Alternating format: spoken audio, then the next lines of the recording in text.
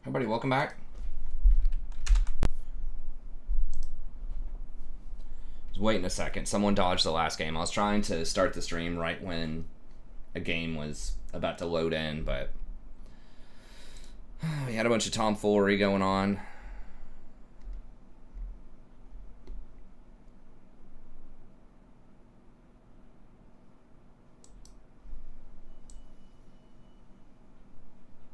Okay, we'll go ahead and get back in there. I'm gonna wait for a second. We had like a guy that wanted to go Tryndamere middle and some other stuff like that. But anyways, whatever. We're getting in queue here. So I did do a video. I'll probably release it tomorrow around noon. I recorded. I just didn't get to upload it yet. But talking about a bunch of the changes on the patch here. I'm not sure if they're going to fully like shake up the meta at all. We'll see. But I think it's some of the strongest champs are going to get even stronger. I need to tweet this as well for the 2 people that follow me on Twitter that might not get the YouTube notification. You can follow me at the Stratprof, the Strategy Professor on Twitter, and I'm gonna try to tweet. I don't usually like spam a lot of tweets, but I might start tweeting when I release videos or whenever I'm starting to stream, just in case YouTube doesn't give you the notifications. Make sure you always, if you want the notifications, subscribe and hit the bell. But I've heard people say that even with that, they still don't get the notifications sometimes. So I'm going to try to send out something on Twitter as well.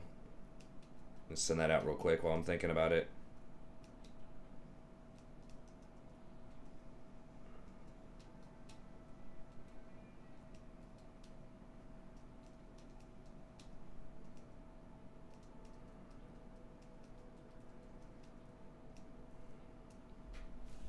Okay.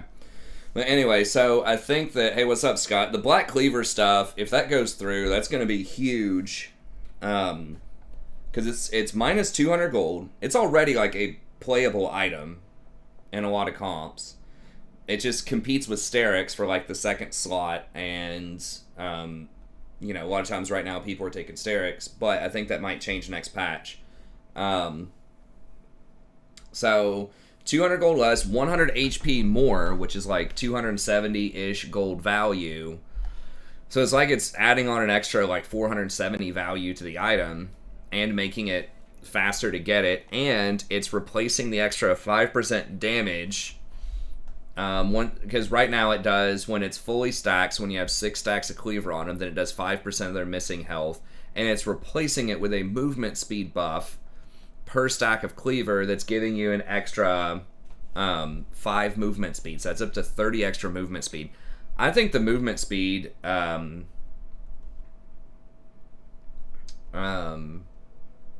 should play here. Jung or more, his OP.GG KDA are kind of insane. Oh, you mean duo with Toos? I mean, sometimes I do, but sometimes I don't. But anyway, so I think that's pretty huge, especially on champions that really want the movement speed, which are a lot of those bruiser types of champs, you know, like the Darius, the Irelias, and that might even make the item like playable on stuff like Ashe, or probably just Ashe, because she attacks fast enough to stack it, if the movement speed is the same for ranged champions. Definitely like super good on Gnar. That's going to help with his, you know, his mini Gnar form a ton. And then they're also changing around Serpent's Fang to where it just basically instantly removes 50% of a shield when you apply it. And if the debuff is on somebody and they get the shield, then it removes 50% of the shield. So it basically,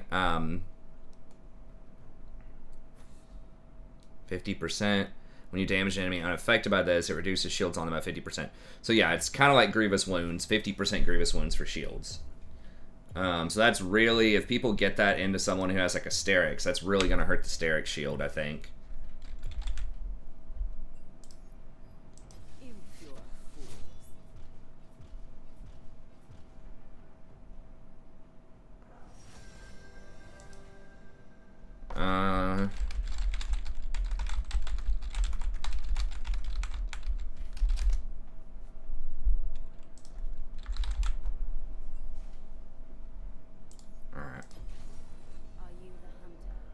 Hey, what's up, Dylan? Good to see you.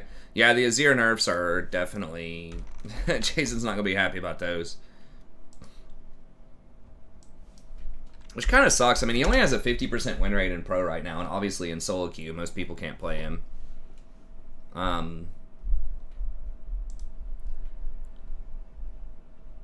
If this dude goes Kiana, I'm probably going to have to go Mao for the damage. And I don't know if he's... His stats don't look good enough for me to trust him with Lulu. Like, if I go Lulu...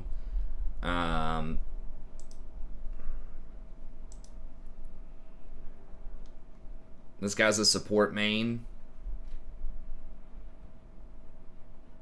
It's like first time in Kiana.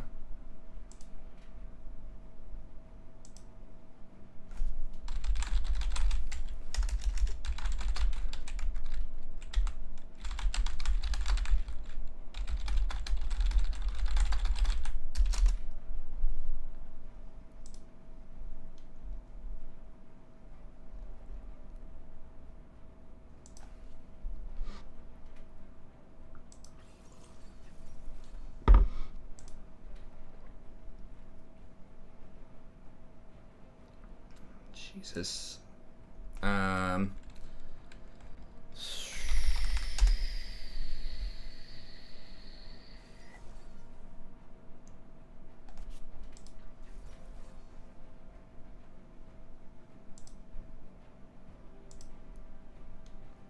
This is not looking good. I mean, okay, he's got 64% on the Lilia, but they have a lot of snowball potential, and we just don't have any tanks. Oh, I have no clue what this guy's win rate is. He plays mostly... He has a high win rate, but it's just not a lot of games played, and he plays mostly Rakan. Into Rel? Oh my god. Yeah, I think we gotta dodge this and get on the next one. There's just not enough information here. This guy's 0-1, 46% win rate overall on the account. This guy's 43% on Kaisa. There's just nothing good going on here. And Rel is pretty good into Rakan. She can break my shield.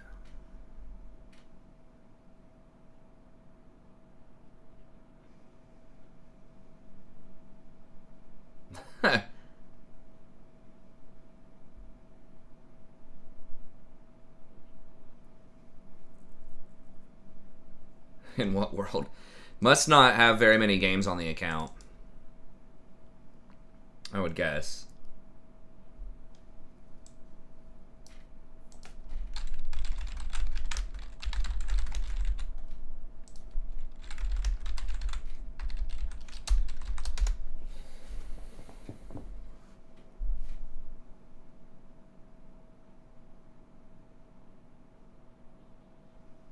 Griefer's Q.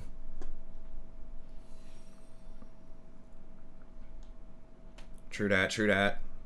How long does he have on this? Oh, he just got started. Okay.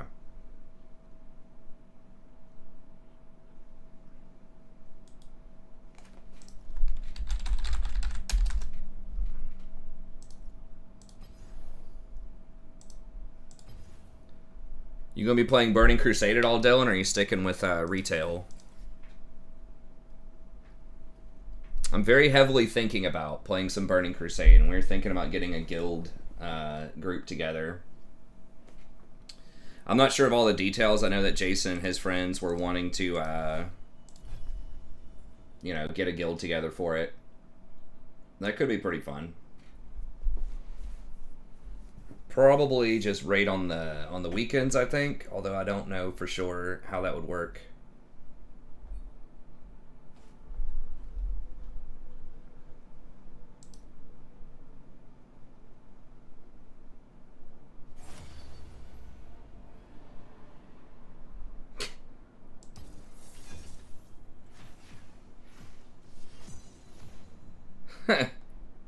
Burning out Crusade. True.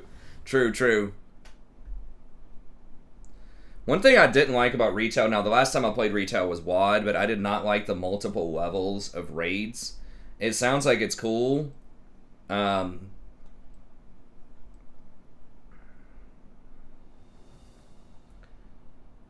but like you have to just spam. Like I felt like I was just spamming the same. Okay, well if we're wanting to play Vayne, I think I'll just ban Kaisa then. I just had to spam heroics over and over and over again. I mean, part of it was I could not find like the right guild that was competitive but also friendly. Like it's so hard to find that. And I was just pugging all of these heroics just to get geared out, and you just run it so many times to try to get these like gear drops, and then you know, you have to run normals a couple of times in the same place just to get some gear, and then you can start doing heroics in the same place over and over again to get some of that gear. And then I was trying to pug mythics, which was a nightmare back then. We'd get some bosses down sometimes, but people were just always weird about bringing pugs in for mythics. God, it's so annoying. Please pick Vayne, dude. I would have banned it. Like, you can't hover a champion that's really dangerous and then not play it and leave it up. If she picks Sivir and they pick Vayne, okay.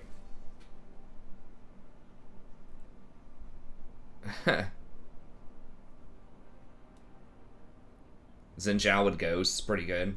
But anyway, so I didn't like that versus like in like Burning Crusade old school that I compared it to. I like that it's just one level of raid. Like you get your whatever appropriate gear and then you just play that one level of raid like once or twice a week, and that's it. It's not like every day I'm grinding it out with these random idiots in solo queue basically. That you know, it just breaks apart half the time before you can even get the last boss.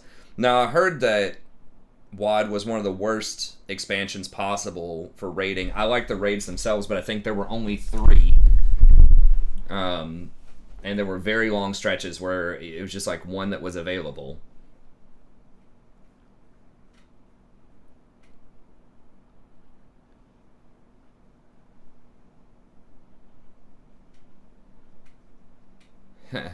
Yeah, there wasn't Mythic Plus back when I played her. It was just maybe, I think it was after I stopped. The only ones where I really went hard and played a lot were Burning Crusade and Warlords. But yeah, I don't like the RNG stuff. That's another thing that I like about Burning Crusade was there is no like random RNG on the items. You just get what you get. But you can still tinker with them with enchanting and gems, and there are actual choices. You know, sometimes there's some best in slot, but there are choices. And then you just have these weird items where it's difficult sometimes to calculate the full value. Like, it's not just based on eye level. And I like that some stuff, there for like some quirky builds and things like that, there are some items from earlier raids that can actually be BIS in certain combinations of stats. So it's not just this like fully cookie cutter regimented, you know, whatever the eye level is, you just go with the highest eye level item. Now, you know, sometimes you got to think, do I want this set bonus? Do I want to break this set up to go for some really good standalone things? Especially with the trinkets. There are a lot of like weird little trinkets that can be very good on certain classes in certain situations. Yeah. So I like that there's a bit more theory crafting, and yeah, some of it is solved for certain builds, but there's actually cases where you have to think, do I switch this trinket around for this encounter or not? Whereas I felt like there was some of that in WoD, but I felt like a lot of times you just went with a higher eye level item. And you're getting like the same items over and over again. That was the thing too, and you went from normal to, it was just different stats, just like slightly better stats when you went from normal to heroic to mythic. Versus, you know, in Burning Crusade, there were just a lot of raids. Even at the same eye level stuff, there was usually at least 2 raids per.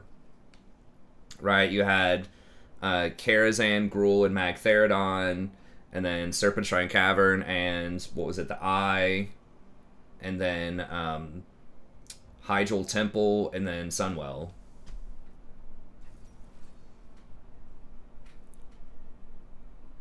Yeah. Damn it, they got Kaisa. That's annoying. Can I top? I can't jungle. Yay.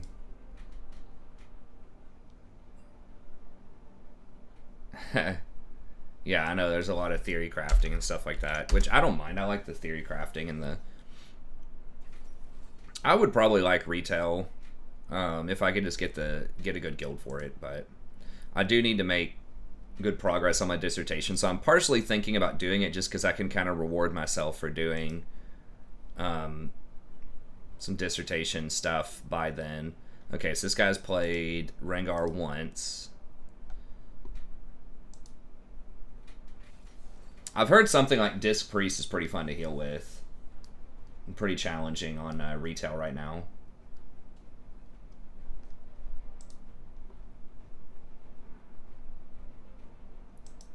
Well, we banned Lulu. Wait. You picked Xayah, dude. Why not just Aphelios? Like, you're good on Aphelios.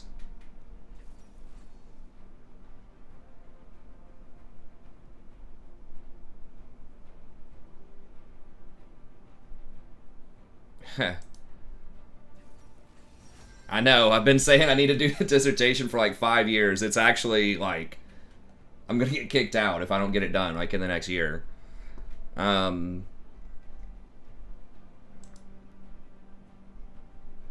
so that guy's pretty good on Fiora. Malzar's pretty good. Okay, yeah, I guess we just go with Rakan. Lulu's not on the table. Maokai's like okay, but been having some more luck with Rakan lately. You gotta be really careful around Lux. I gotta outplay her Q.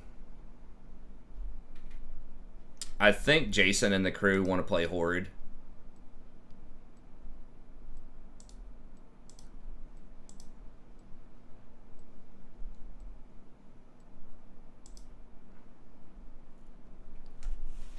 So right now, I'm leaning toward donate towards if you want to donate towards dissertation progress, that'd be interesting. Get people to pay me for it. I'm sure my wife would be on board for it. I've got some ideas. I just got to do it. By the end of February, I'm going to shoot them an email with a rough outline of what I want to do by the end of February. I'm saying it now. I'm going to do it. I'm going to get them to sign off on it. And then if I can just do a chapter a month, you know, up until like November, I think I can get it done. But right now I'm leaning towards probably Troll Priest.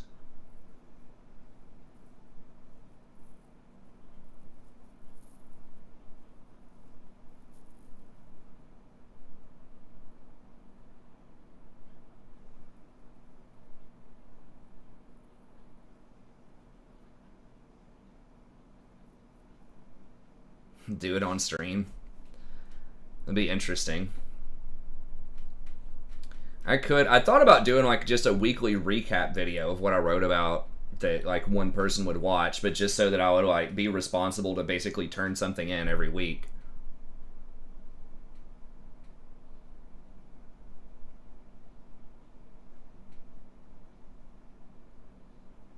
I know. Yeah, I guess I was thinking I had a week, but you're right. It might be 4 days. Yeah, I might need a small extension on that. By the first week of March. Vayne top should be reportable. It's OP though, man. It's like Gnar. It's the same thing. It's just a ranged top laner. It's fine.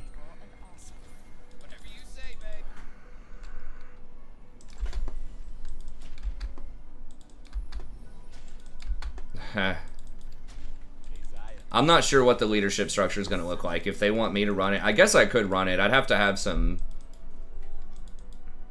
I don't know if the other guys would want to run it or not, but... 30 seconds until minions spawn. I probably should just run it and then just delegate a lot of the responsibilities. Good.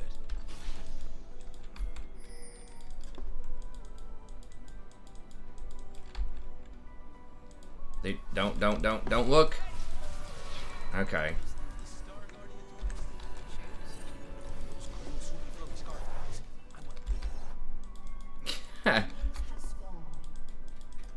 So, are you gonna come in and carry us if we do a TBC guild or what, man?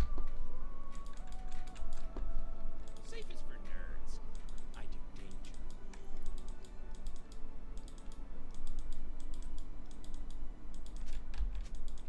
Will I be the manager and you can do the mascot? Well, I don't know. We'll see.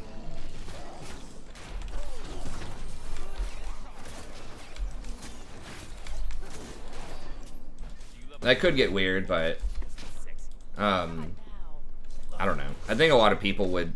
I could have a decent amount of like reputation. I think I'd be a pretty good leader. I just have to, you know, once again, just listen to people and be a manager, you know, a compromiser.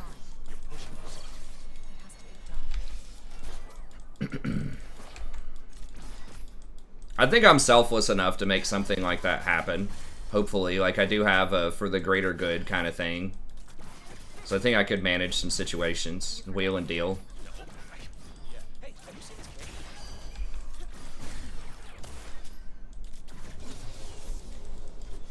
Did you guys ever make it to Mythic, the dancing people? You don't want to go. Ready. And you don't need to change outfits 20 times before.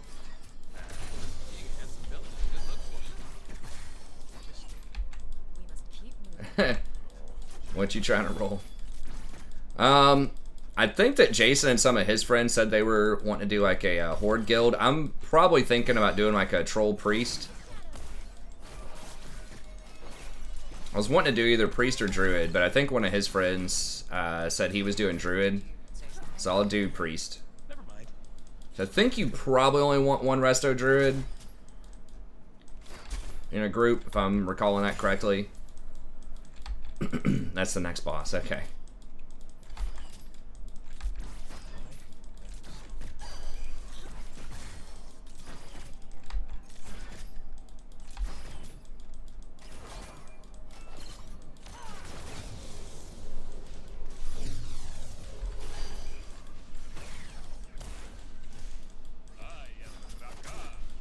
What's with the accent? Falling a little behind. Hungering Destroyer.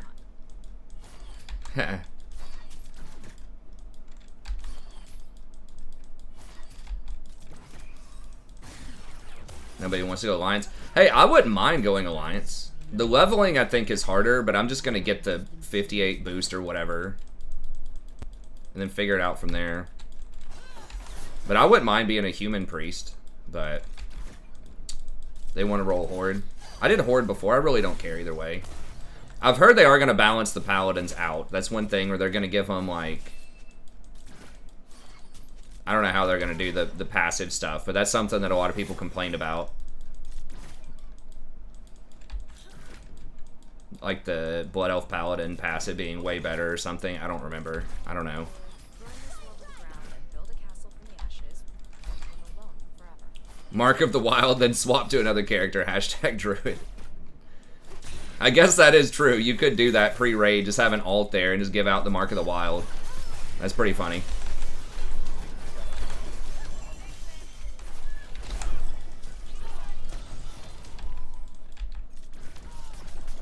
I don't think you can do it on Classic, but on Burning Crusade, when that comes out, they were saying that I think it was like $60 to get a level 58 character.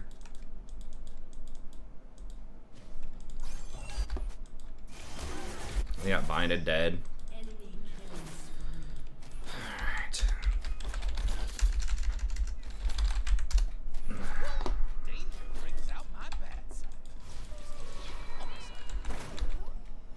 Alright. I mean, the rep grind is real. Like, that human trait is nice. And the extra spirit's very good, too. I mean, humans have some good stuff. They're very good with swords, also. Which, rogues and warriors probably care about that. I've heard in PvP they're a little bit better than people think because of perception. You can detect, like, rogues better and druids, but I don't know. Will of the Forsaken was always thought to be, like, the super OP.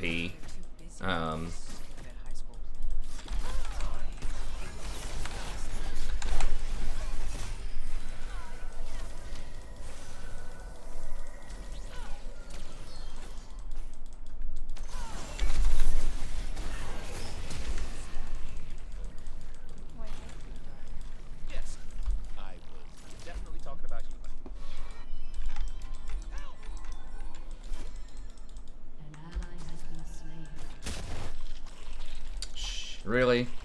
The plant?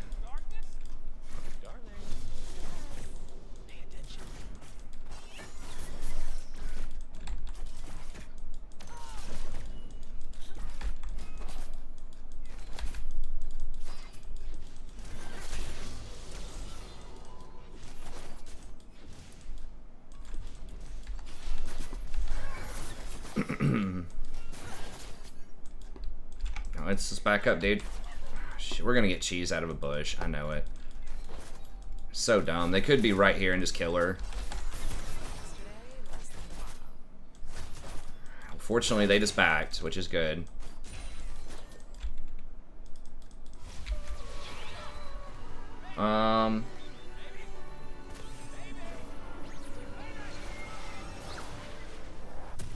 Resto Druid does better heal over time. I mean, sorta, but it's a little more limited. I think Resto Druid can be good. It just doesn't have any AoE healing.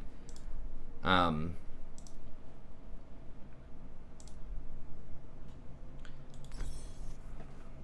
guess I'm gonna sell that and just get some boots. But yeah, you're kind of required to like keep Life Bloom up on one tank. If you're doing it on 2 tanks, then you basically like are spamming Life Bloom with a couple of extra things. Crit is on a lot of gear, and crit's kind of worthless on restos. And then it's like haste is good for the global cooldown reduction, but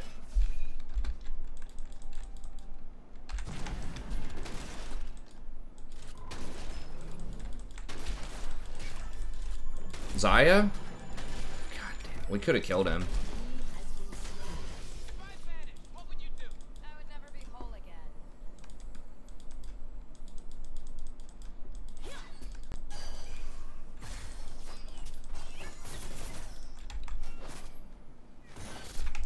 I mean, Graves is going to come out from there, probably.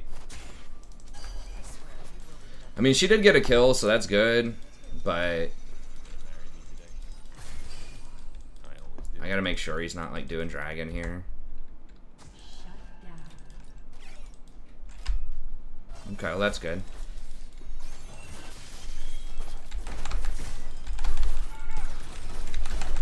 Damn. Almost. Oof.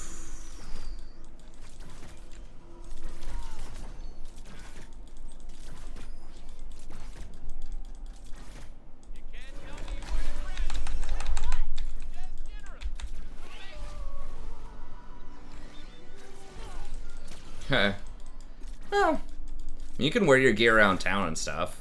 I don't know.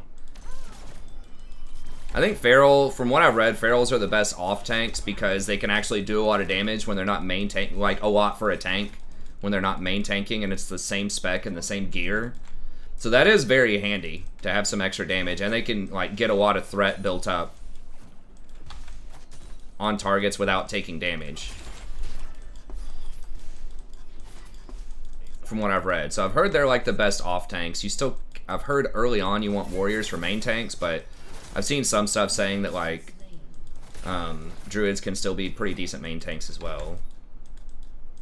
Paladins are also pretty good off tanks because you need some paladins anyways.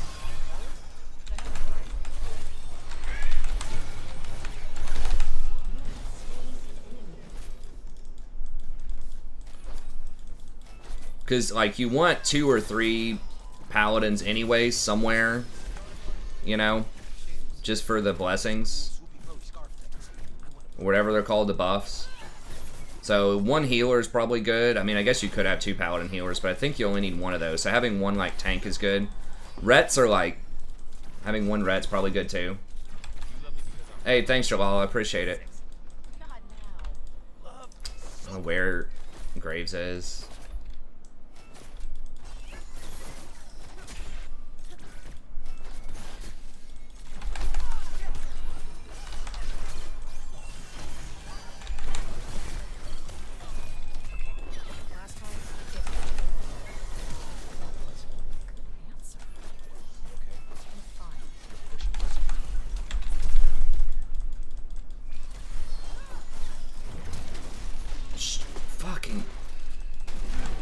Really? Damn it. I guess I should have kept committing to running.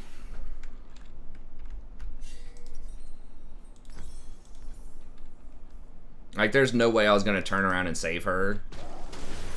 So it's like twice we've been 4-man bottom. Okay, well, at least they're going to kill Graves, hopefully, right here. Police? Oh, Lord. Oh, my God. An enemy has been slain. It's not that I completely lost my sense of home. It's that the light inside me died a long time ago, leaving a dark, very good-looking. Now Victor's going to get another kill. Maybe? Okay, well. Guess at least he traded.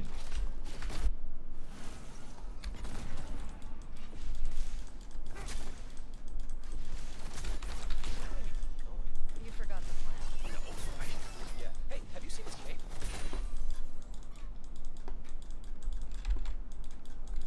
Yeah, I could have. I mean, what was I gonna do? Thinking about it, right? Like, what am I already committed to, like, abandoning the fight when I flashed away, which I think was the correct play. But then I got baited into, like, I was like, well, maybe, you know. But it's like, what, you know, I'm not gonna turn that around. I should have just fully ran.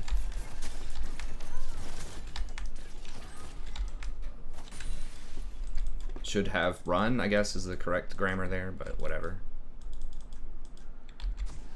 Most good guys are just kidding themselves.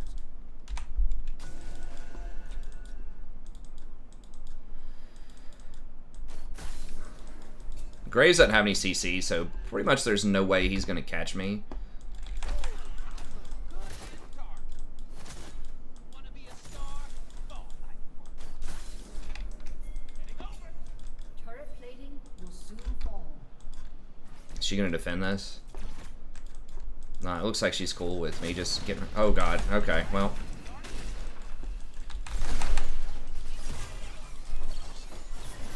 Keep moving.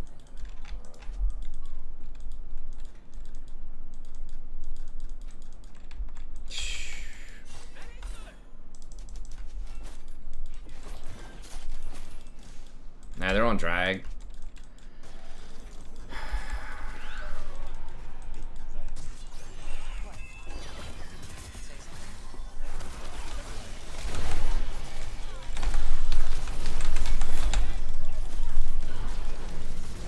I think I dropped like 2 or 3 autos.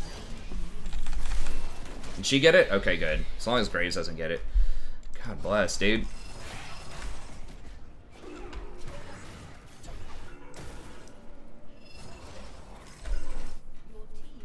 I guess we're dominating top. Yeah, we're like hard dominating top, so that's good. We're taking some heat bottom for sure. But, I mean, Graves does have a lot more KP, but he only has 1 more kill. We are falling behind in CS, though, a little bit, because we just keep getting ganked over and over and over again. Even though I have, like, really good vision in their jungle. I mean, you can't ask for much better vision than that. They still just keep working around it, because Graves was in our jungle when I went over there last time.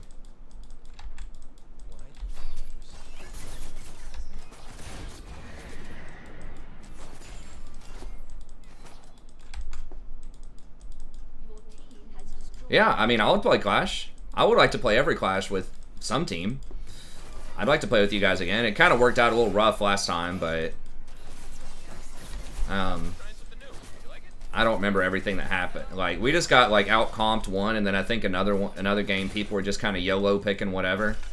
Oh my lord.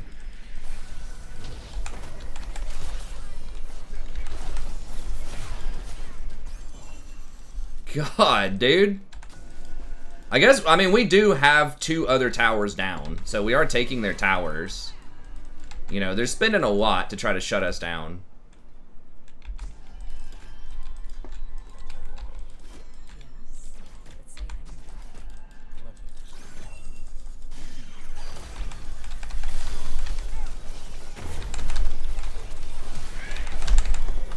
Really?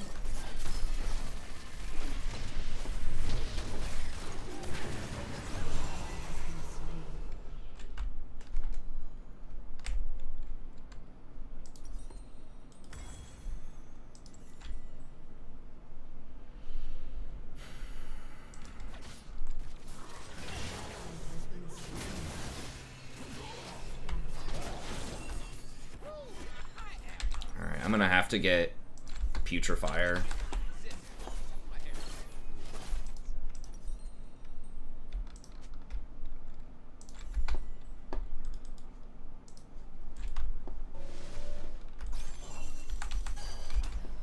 I could have just run away, but I thought we could have turned it if I hit the R on her, but she flashed my R.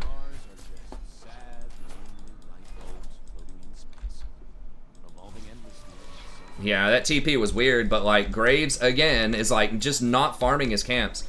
Like he's just straight up like chain farming our camps.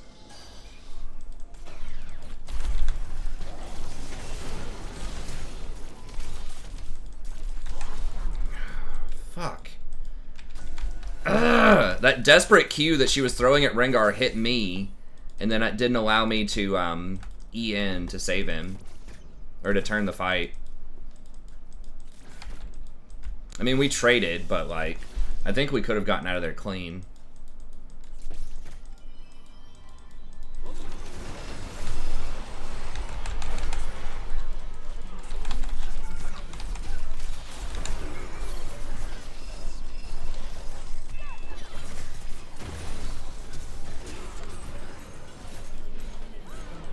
Holy shit.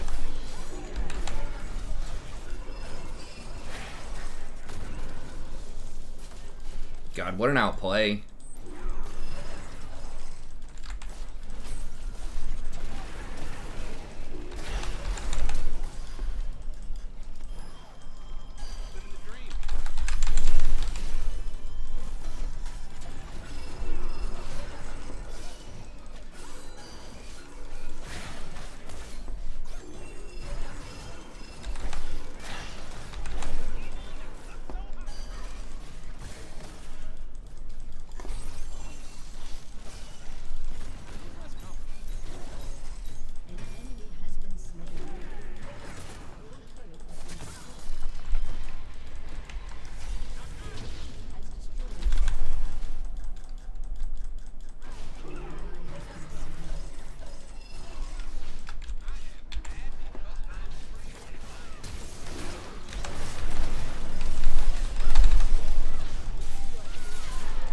Holy.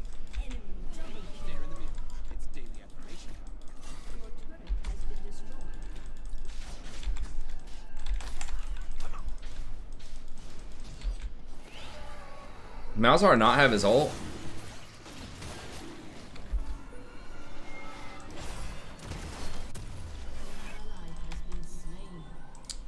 Oh, that's tragic.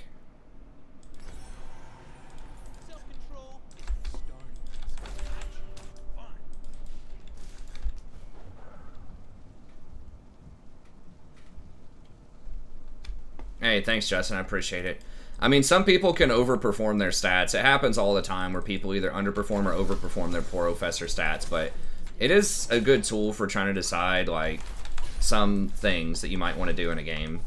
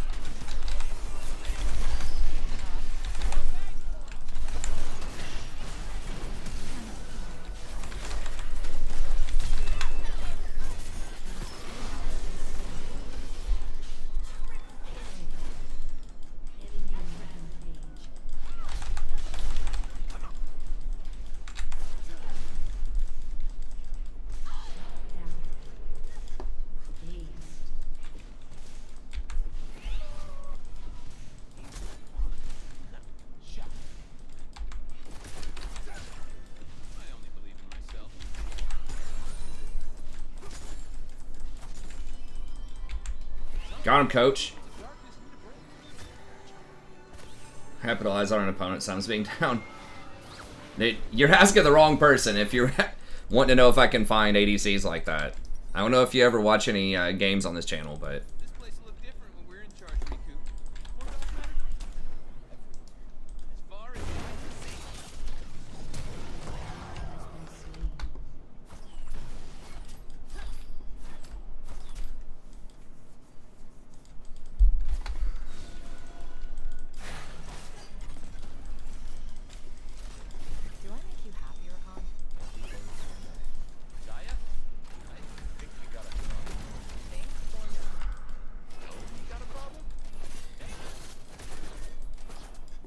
Okay, Graves is down there. Alright.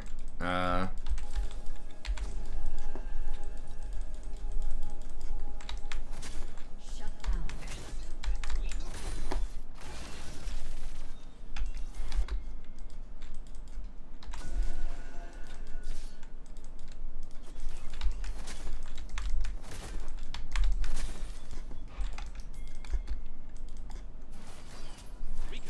Man, that's pretty slick. Fifi got out of that. I rescued you so you could hold my mirror and tell me I look good. Cut it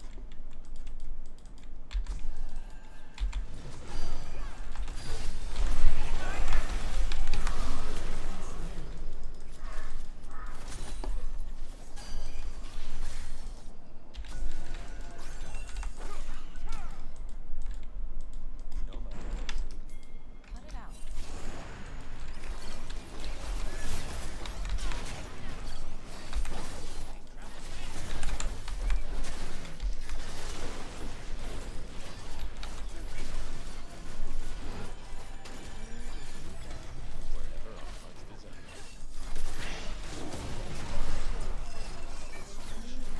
Stay busy making stupid ass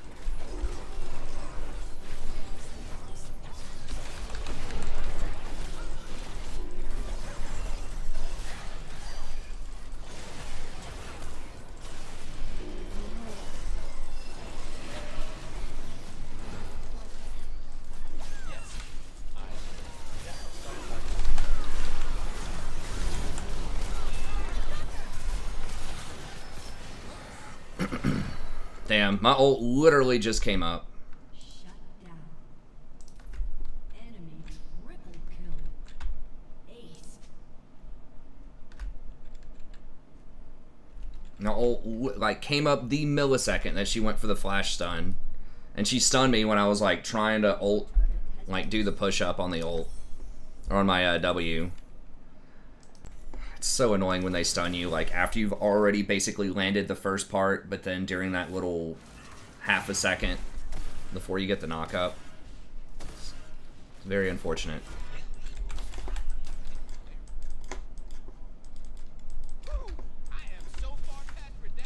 At least we did get the Baron though, which is nice. It's off the table, so they can't get it. And it's about equal. They got a little bit more out of it. But they get stacks off of it, whatever. Shutdowns. An ally has been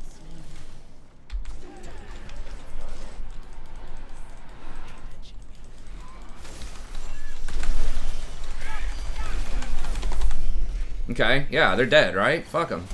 Oh, God, he has flash? No way. What? Okay.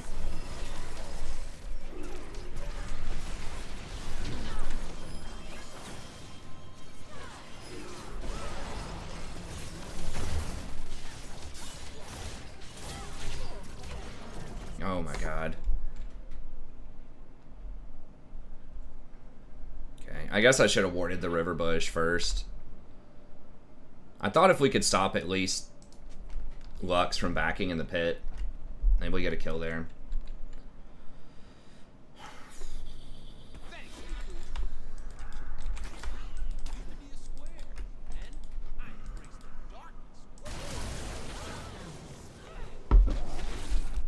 Okay, there we go. Good.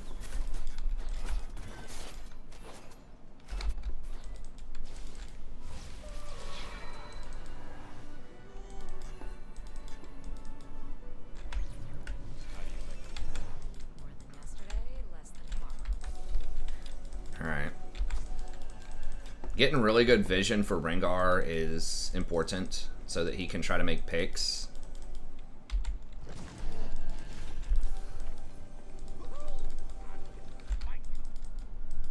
Okay, so he missed that one ward. No, never mind, they got it.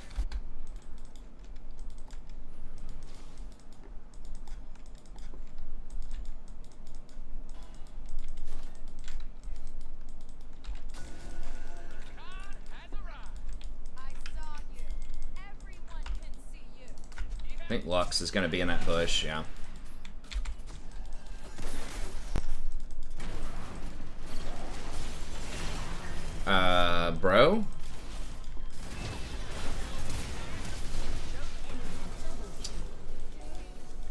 just run.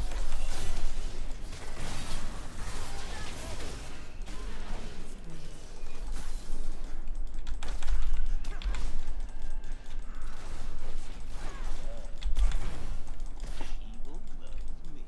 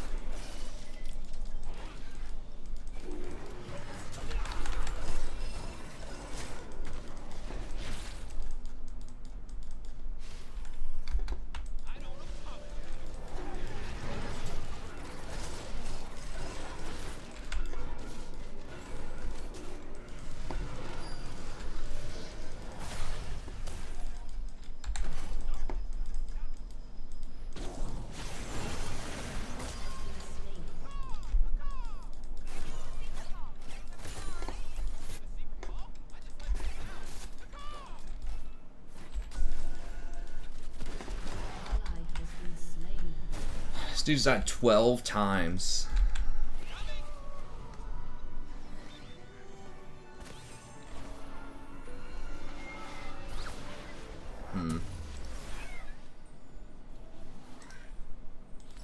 I don't know what we're gonna do with that yet, but we'll do something with it. Yeah, alright.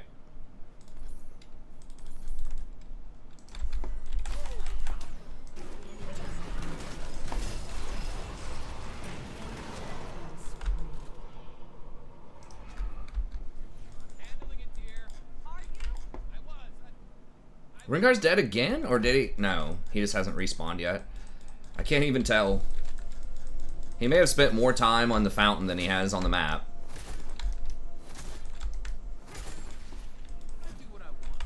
No, Start thinking about 12 deaths. I mean, what is that? Maybe 30 seconds on average? So he literally has not been on the map for 20% of the game.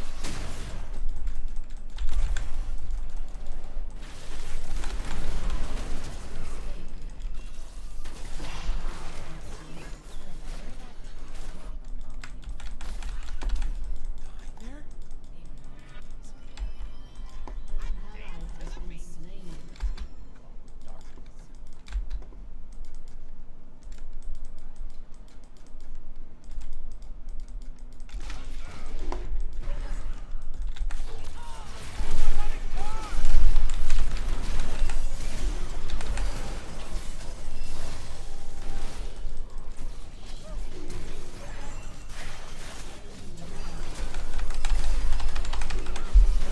How was I not able to jump? I was able to move one step.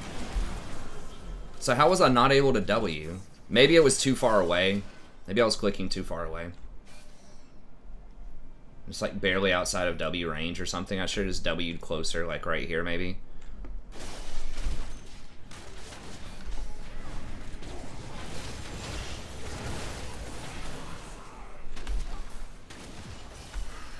I don't understand how Graves has a negative win rate just as a champion right now. It feels like every time I go against that champion, he just seems so strong. With shield bow, like, crit build.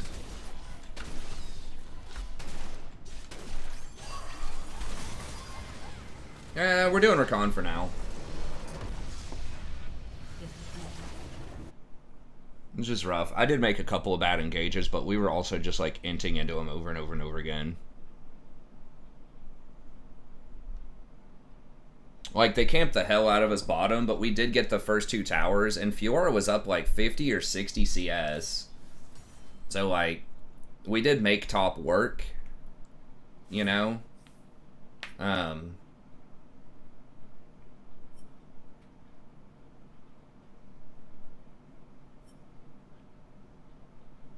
Oh, was I? I thought I had moved.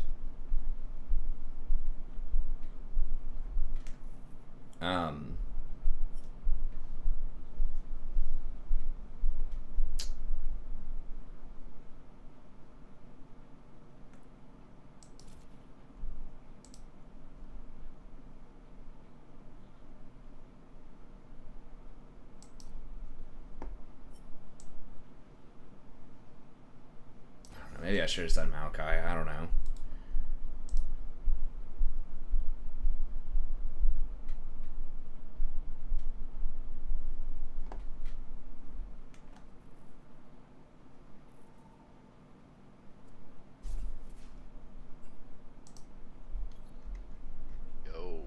Yo, what's up?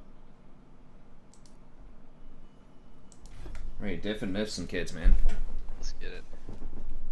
Not ready to get that 3,000 arena rating. Damn. I think that's pretty much undefeated right there. How much was it to get the weapon back in the day? 1850. Highest I ever got was 1849.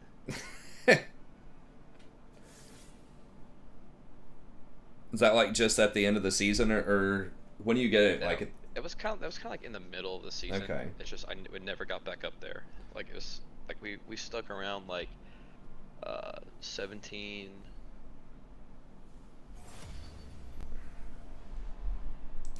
Climb up there. It is rough. I mean, can you get the weapon instantly if you get to 1850, or do you have to like? I believe so. Okay. I can't remember. I couldn't remember if you had the chance at the end of the season or if you just got it at any time. The thing is too, like if I were to hit that, I would wait for my arena points to accumulate, and then. Oh, I see. Yeah, so you get arena points based on like how well you're doing, your bracket or whatever, and then you use those to buy gear. I honestly, dude, it's been so long. Like, but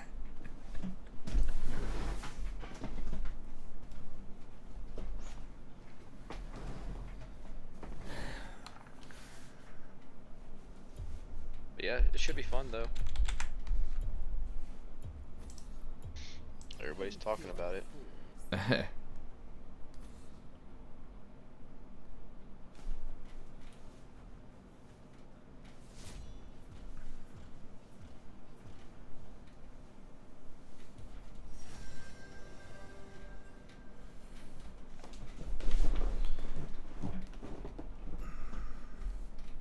I mean, is basic filled or something, or why is he like hovering weird ass like supports his ADC? Yeah. Man, I can't. Can you? I was gonna say I could play like Ezreal or something, but I'm not gonna be that good. I'll just. Yeah, he's got like positive win rates on Ezreal and Twitch. Hopefully he just goes Ezreal here. I don't think I'd ever say that, but you guys mark it on your calendars.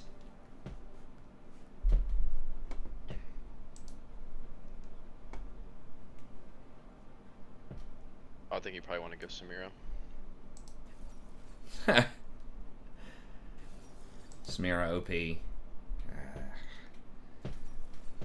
Jinx. Alright.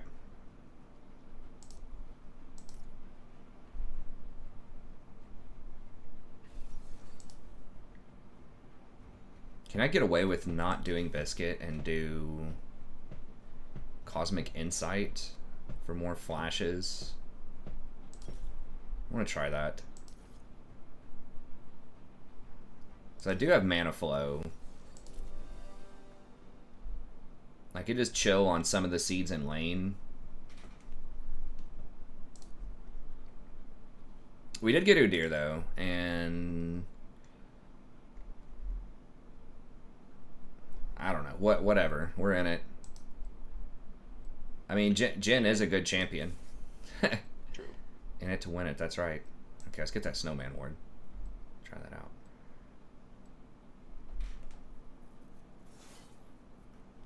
Celaguara was in here earlier. There's a couple of people that actually, there's quite a few people I think that have said they might at least want to take a look at it. BC.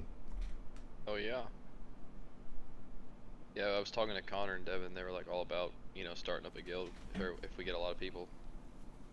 Yeah, I think that'd be good. They have to figure out who's going to lead that guild. And what that management structure is going to look like. True. I'm saying if they didn't care, I guess I could do it because I'll research it all and I think I honestly, I think that's what Connor was saying. You'd probably be the best bet for it. Because I'd research it all, and I could probably delegate it, and you know, I've got. Yeah. I'd handle it Like, fairly. you could rely like on a few of us to help you out with things. Yeah. We'd probably like just have somebody who's like leader of the different classes sort of thing to give me some feedback and just to kind of talk with their people and things like that maybe. Yeah, for sure. You could figure it out.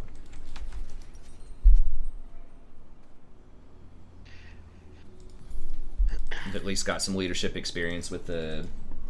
Well, you do too. I guess a lot of us do in one way or another. But We would be good. Like, I wouldn't mind being an officer, but I don't know how much I would be in, like, leading a guild. Because I mean, I know you got a daughter too, but... Yeah, it's a big time commitment, but... Yeah.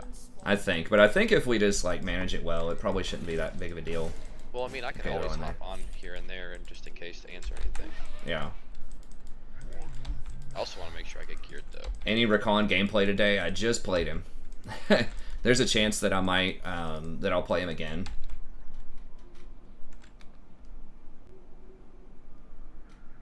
Minion dematerializer.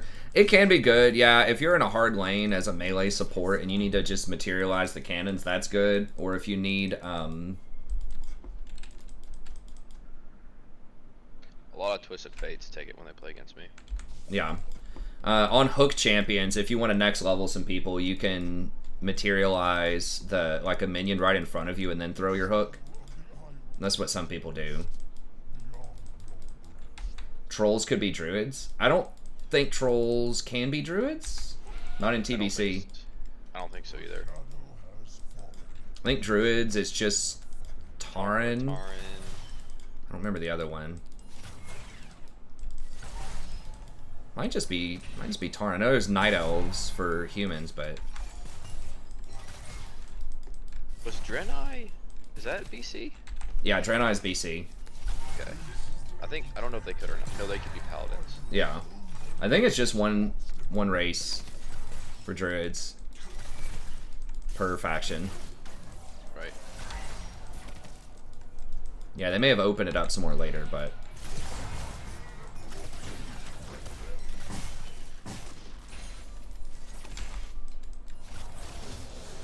I'm gonna have to be very careful with my mana without the biscuits. Having the 150 mana off biscuits is good. I might miss that. It does. You don't get as much value out of Scorch. Maybe I should take Water Walking if I want to do this. Because like your first few clears without biscuits, like you are pretty mana starved.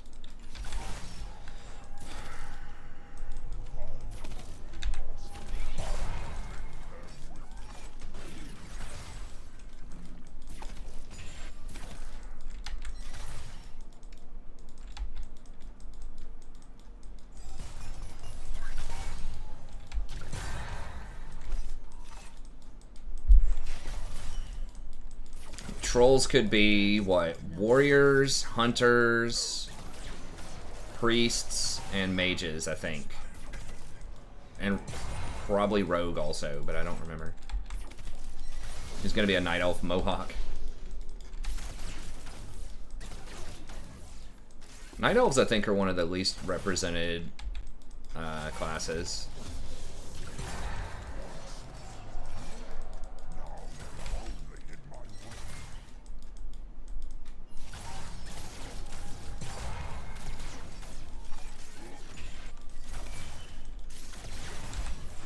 This Thresh is really just kind of chilling. Like, I mean, they did take a lot of damage early, I guess. Huh. Interesting, interesting.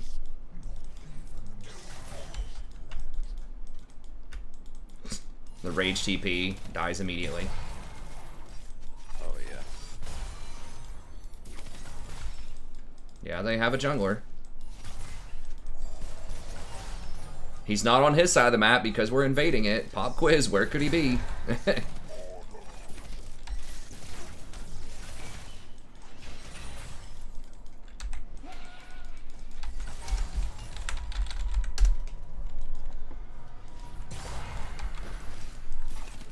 And yeah, I think trolls could be shamans. Trolls could be almost anything except for druids, I think. Fucking hell. Got a fly in my coffee. I need to get a lid. Rip. That's right. We're Jason said that they had talked about that if I was in on it, maybe maybe I could run it. So it'd be like the Friends, but a guild or a channel one also. If I was gonna be guild lead. Once again, just like we let anyone on the channel that wants in be in, you know, and stay in, you know, if they're well behaved, which everyone on the channel is, but it wouldn't guarantee like a spot in the primetime 25 raid slot. Because ultimately, you know, it is about progression, you know, at a certain point. Like, people do want to get further, so it wouldn't be, you know, like ultra cutthroat. People can make some mistakes and stuff like that, but you know, we'd have to, you know, consider that at some point, right? Try to help people improve and things like that, but yeah, they can't be warlocks either or druids. Okay, yeah, but they could be everything else. But there's plenty to do even if you aren't on the primetime raid thing, right? Like, you could still run people through Karazhan, do arenas, do battlegrounds. You know, if we've totally outgeared, like if we're on Serpent Shrine Cavern and TK or whatever it is, the Eye, you know, we could maybe even run like some alts or some people that aren't on the main thing through like Gruul or Bag or something. I know that Gruul in particular drops some, like that Dagger Spine trophy is really good for a lot of classes. So those especially that are just like really fast, in theory, just pop in. It's like 1 or 2 bosses. I wouldn't mind doing that at like an off time or something every now and then. Have an entire guild farm you mats. Well, I wouldn't want to abuse that. If we wanted to come up with some kind of communal system, we could do that, but or if people wanted to do that. That would offset some of the time it would take to kind of guild lead, but I don't want to, like, demand that of people. Pay my repair bills and potions and stuff, but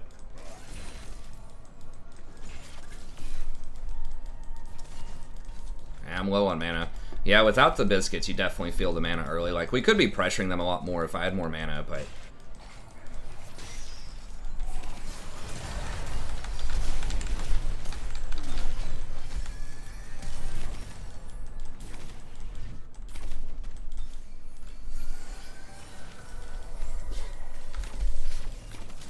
am I just dead? I might be dead.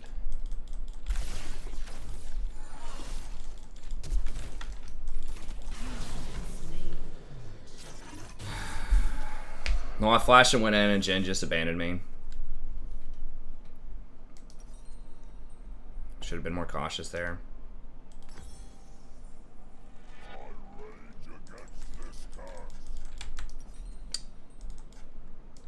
What am I gonna get secondary? Do I have to get Putrefier? No. Probably just do Void. It's Rory's Chop.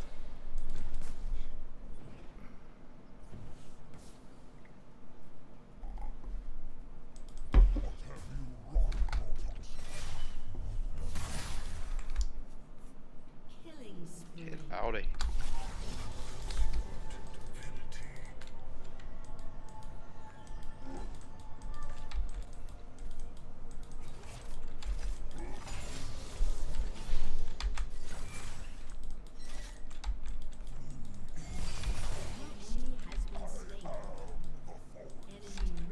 Heh.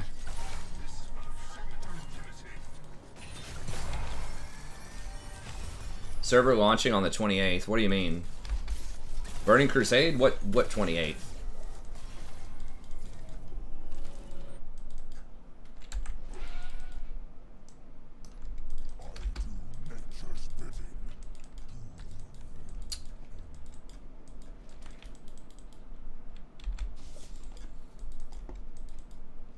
WoW is not by default free. You can make it free if you farm enough in the game and buy tokens, but it does cost like $15 a month or something. And then you have to buy the base game. I think with the classic stuff, you probably wouldn't have to buy the base game. You do. Oh, you do? Okay, how much is it, like discounted though? Or is it 60? Oh no, it's 50. What do you mean by? So I mean, like, would you have to buy like the Burning Crusade as an expansion? I don't think so. No. Yeah, it would be the monthly, I think. Yeah, it's just a month.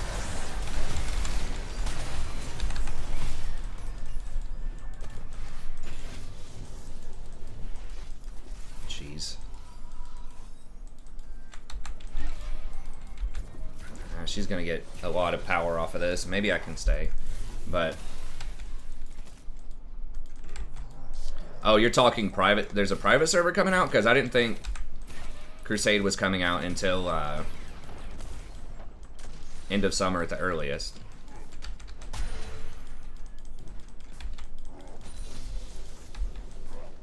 Yeah, we'll try. I mean, we'll see how it goes. We'll see how flexible. Like, I do want to be, you know, kind of flexible. Like I said, I also want to get stuff done. Like, you know, we can't run like 8 boomkins or something, you know, or we're just never going to clear anything. Because stuff in BC is actually, like, pretty hard, from what I remember. Especially if they're, like, not starting off with the nerfs.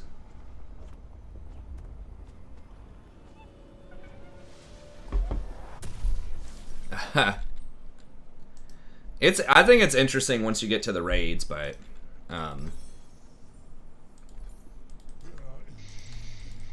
yeah, I forgot. You're probably too young to remember Burning Crusade. But yeah, there definitely is like some, you know, some farming to it, and there's some grindy stuff in there. It's like an old school grind MMO because you pay by month or whatever to play it. But I think that there are some really interesting things in it too, as far as like the raiding and arenas.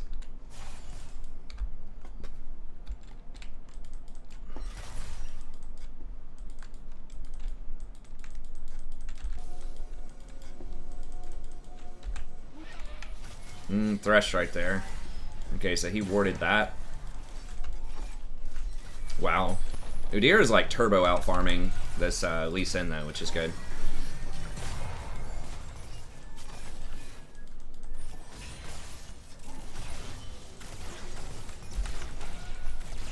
She's already got Kraken. We gotta watch out. Okay, there's a TP coming in.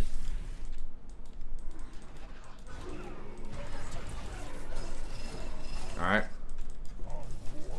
You set a TP, or I just TP the minions if need be. Alright, so he's coming up behind you probably.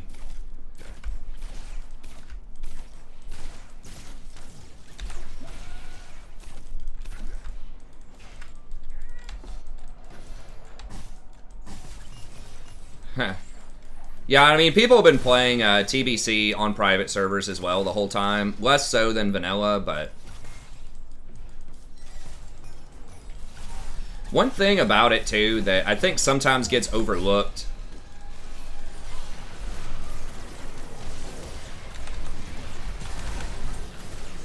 is, yeah, melee's like not as good early, but someone needs to take the loot, right? Like, you do not want there to be dead loot. That just slows down your progression. So you do need some of those, like, some rogues, and things of that nature. Even though, like, it's kind of bad on some melees.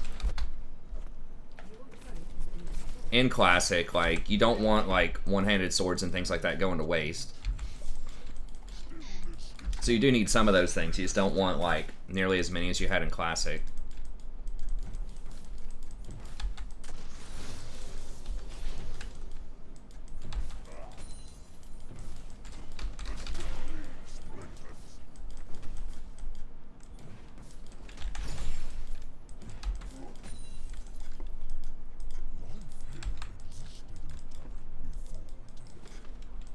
And one cool thing about Burning Crusade is, I think, I like it, is that Like, most of the quirky builds, you can find a spot for, like, one of a lot of things, because they all have, like, little unique buffs that help out the raid, or at least the party.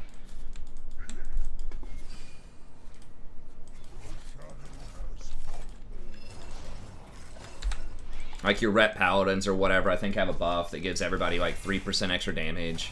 And then, of course, you have all the, you know, you have their seals, and then you have the, their blessings and all that stuff. So they at least do some stuff, even though their DPS is going to be lower.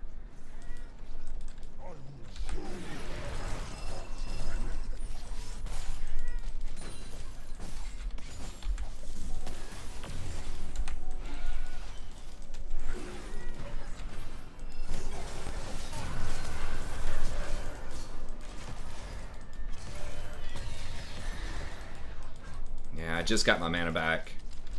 Yeah, I'm definitely feeling not having the mana flow. Or the biscuits, rather. Oh, really? They have that warded? That feels bad.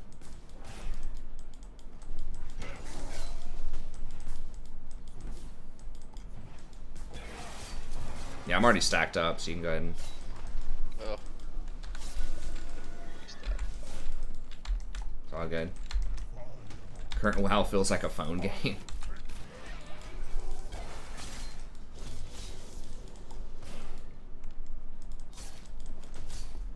Should maybe this build's more viable if I'm gonna go for like Putrefier, just something with more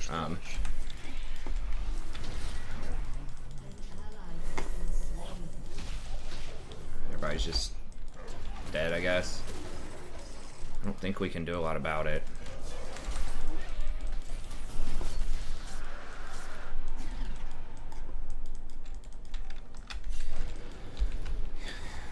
Viego's so far behind, we just can't really fight. Yeah, it's just the mana is a huge deal. The mana early on just seems like it's kind of too good to give up. I just figured I'd try it out, so maybe I'd have more like ignites and flashes to make some more plays, but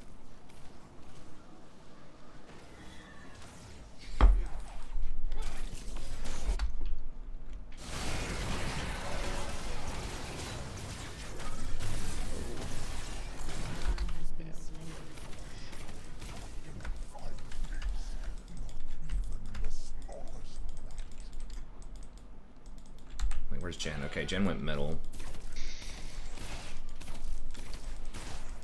Everybody's top side. We can come on here and protect this if we can. I can TP down, well, 10 seconds, but it's probably gonna be gone. Probably, yeah. Jen should have rotated since mid tower's already down.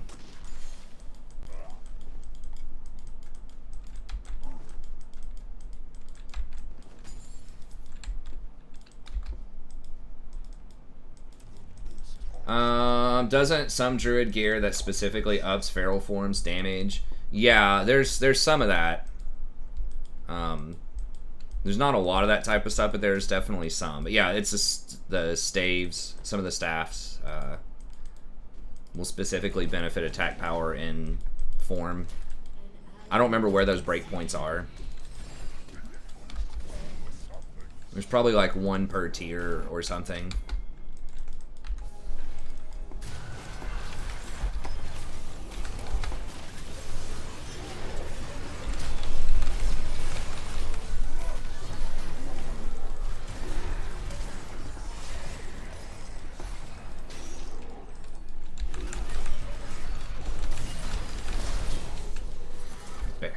Baron's not up.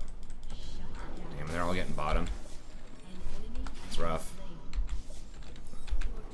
Yeah, I might be able to stop them. No, they're gonna get hit. Maybe we can at least get some kills. An ally has been slain. Where the hell? An enemy has been slain. I guess let's get that.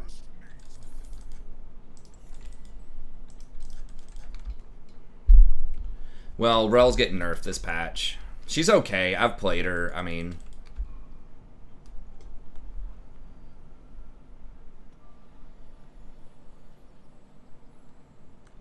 Well, the reason that Classic was so, like, trivial, a lot of the encounters, was because of just how far people would go to get these obscure world buffs over and over and over again for every raid. And back then when they designed Classic, they did not, and people didn't do that back then. People didn't know, oh, I can go get this random ass buff from this random dungeon, and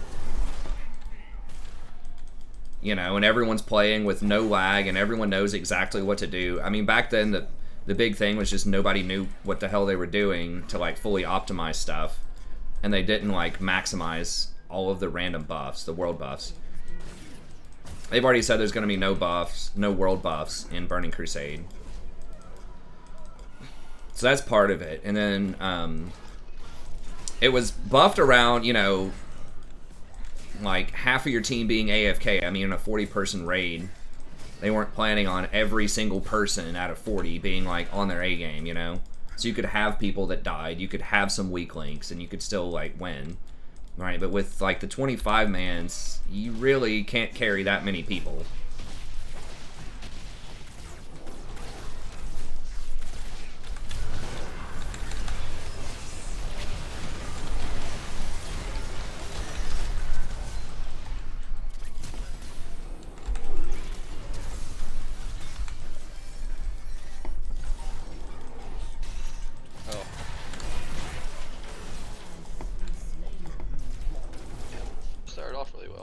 Yeah.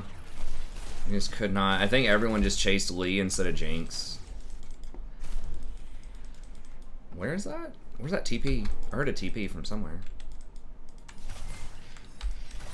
Probably get Baron. Yeah. Guess we're just trading Dragon for Baron. Maybe I can run him off Baron, but...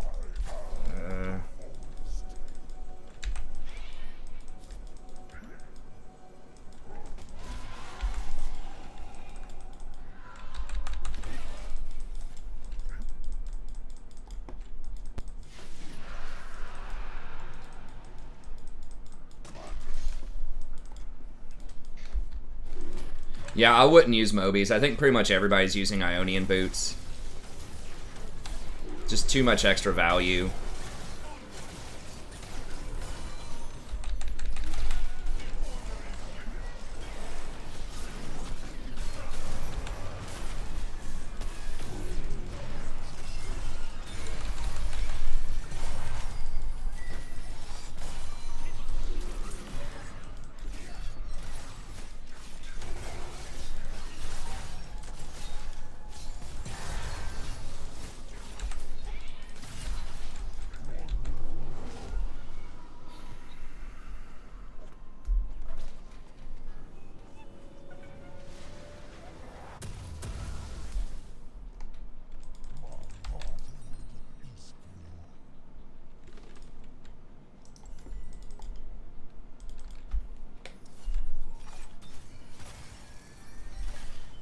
Yeah, exactly. Hey, what's up, Nagarake?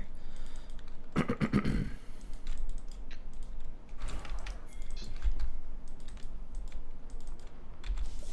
dead here. I don't have ult.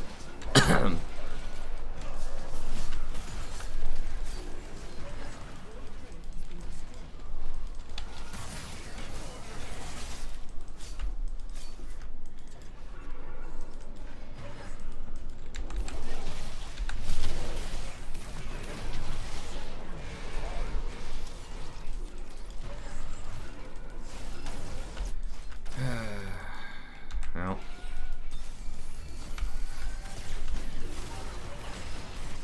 Buff on Lee Sin seems to be pretty good. Yeah.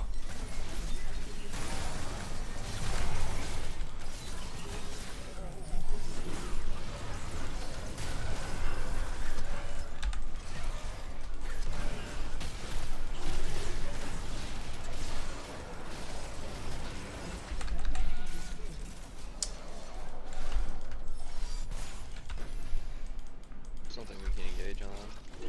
Yeah. Diego just, it's so tough on the comp. And then Udyr too is still not great if you're pinned in your base the whole time. I don't have ult.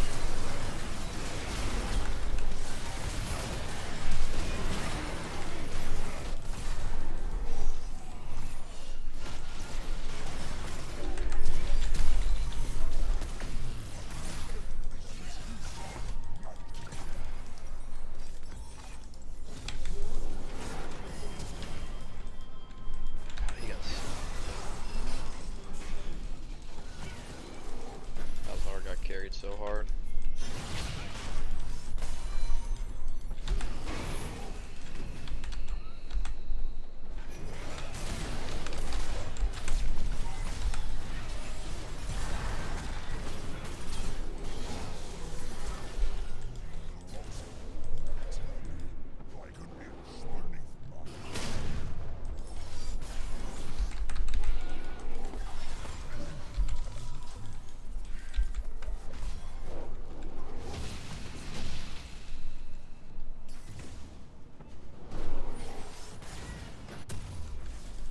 Oh my god.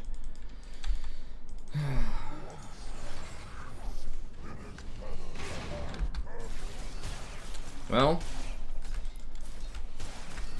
I mean, I guess we're gonna get a lot of farm here. Yeah. If one of these comes back up, I don't know if one of them's gonna be up before Baron. Probably not, but.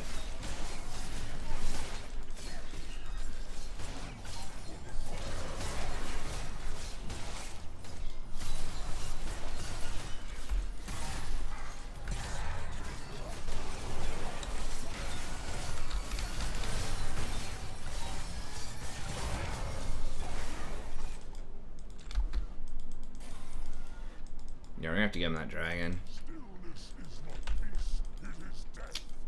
Yeah, that play where they ended up getting the Baron was... We're not that... Like, we're actually ahead in kills. We just haven't been able to get any towers or any momentum.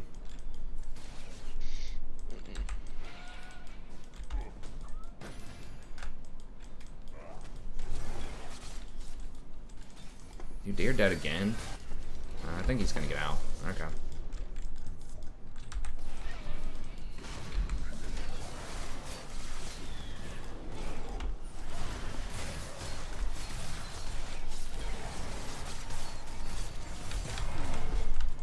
Hopefully they just come at us and try to fight us right now before getting Baron. Doubt they're gonna do that, but...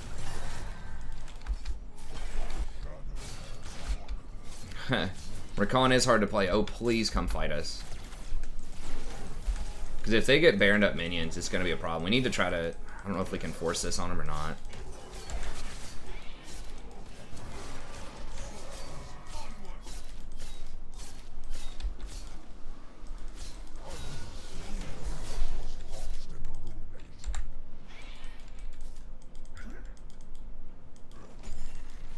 See if we can stall while y'all clear. Shh, Midas dead.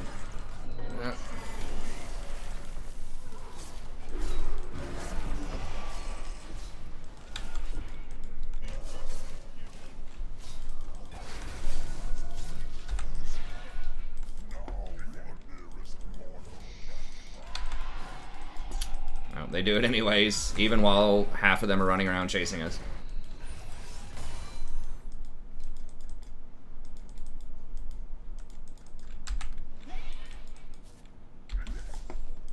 Okay, okay.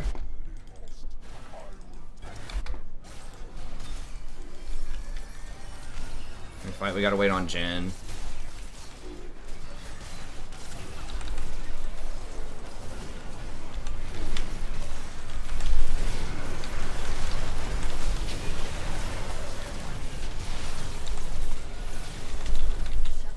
Jinx gonna blow me up. Yeah, we just... Some of the horsepower.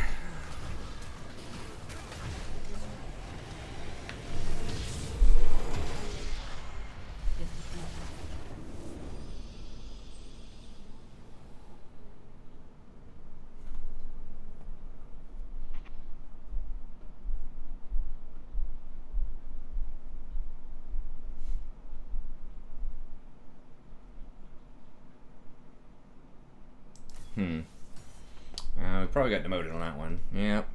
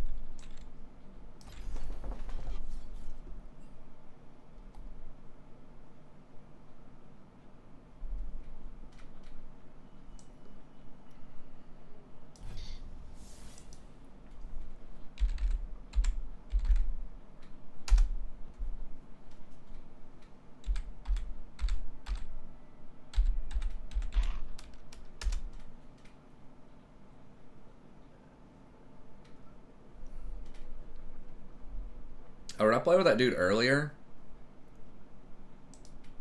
Oh, okay. So he was like the really bad Zaya that got carried that game. That's why. I was like, why is this dude so mad?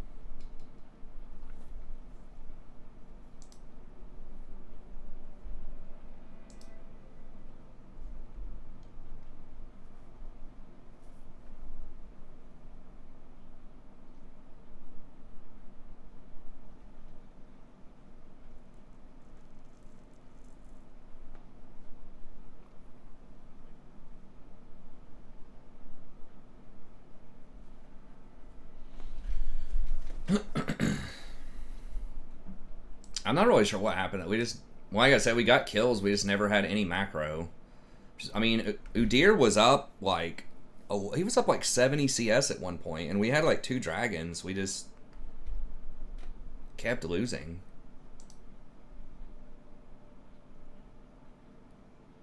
I mean, I did double the damage of the ADC, so that's not good.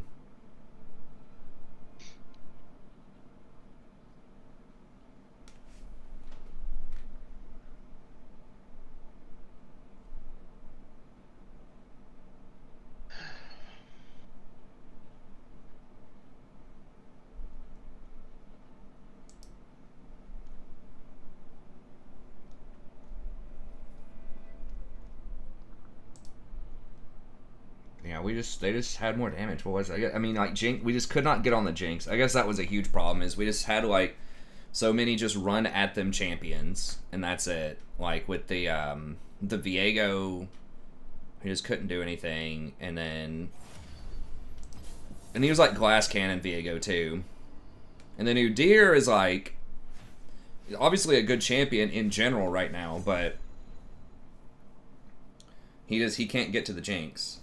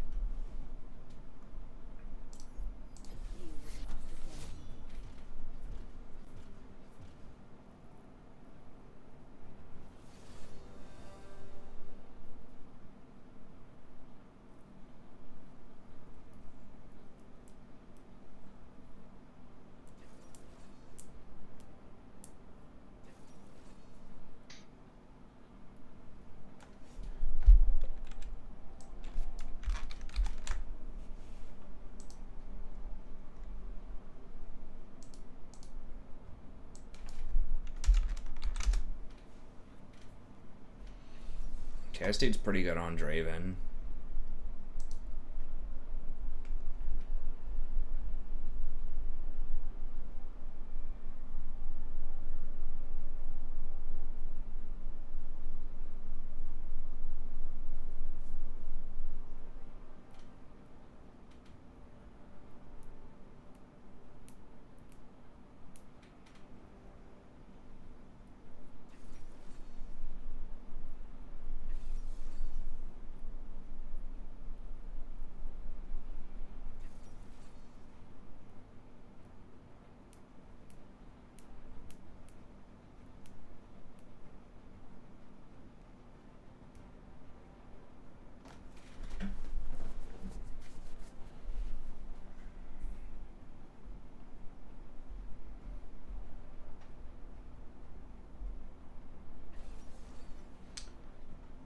Well, people may not be given the IGN just because maybe, I don't know. For whatever reason, they're just not interested in playing. Twitch support.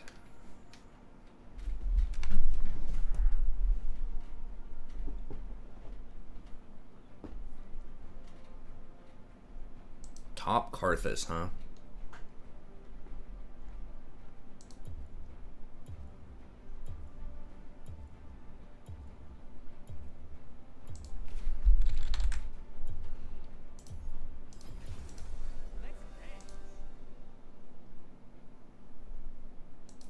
Pretty sure it's going to be a PvP server.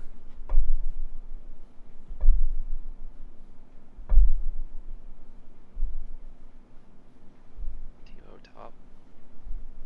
Mm-hmm. Alright, I'm gonna...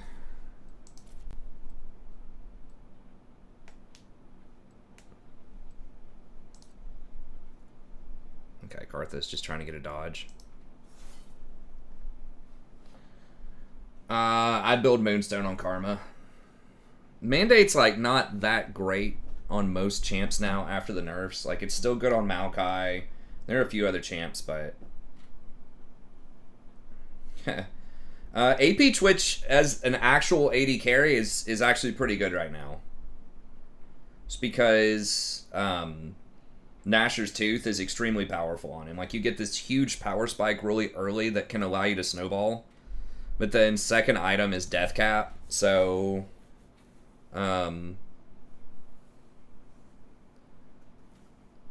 is a much that like you just kind of fall off a cliff if you don't get a lot of kills after that. But better not be a PvP server. I think that's what the guys wanted to do.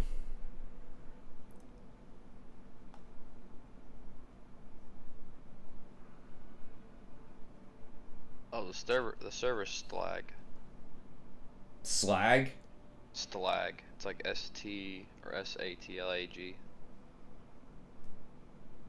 Okay. Is it PvP server? It is. Okay, yeah.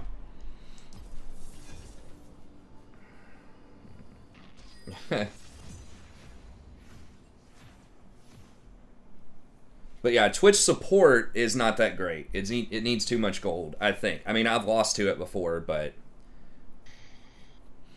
I think proper ADC Twitch with Nashor's Tooth right now is pretty good.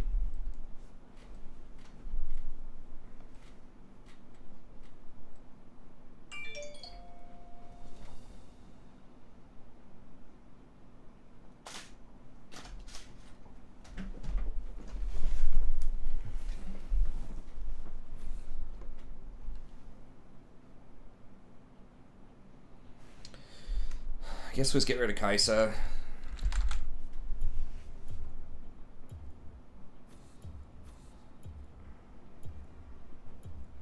Oh, okay.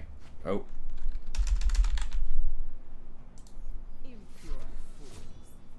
Oh, you want it to be PvP, not PvE. Okay, good.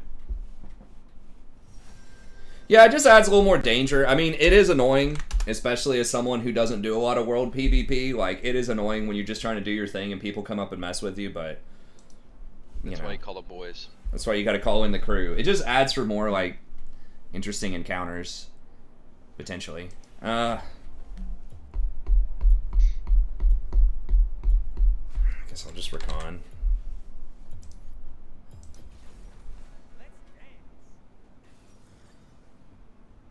I bet this 80 carry is gonna be going Callista. Guess we shall see. Oh, I'm banking on it. Oh god, I hope not. Please don't. I mean, Caitlyn's not great either. Kaisa's banned. Yeah, he probably will. Because Kaisa's banned, and that's her best ADC, it looks like.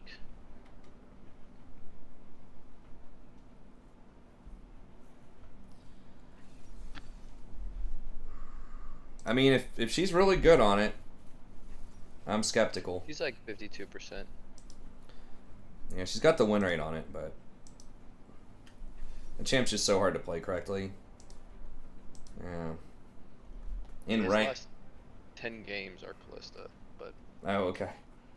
Last 30 days, he's 42% on it, according yeah, to it makes, Professor. I mean, I'm looking at it. It looks like it too. But whatever. If he's been rolling hot with it, maybe he had a learning curve and then he's figured it out.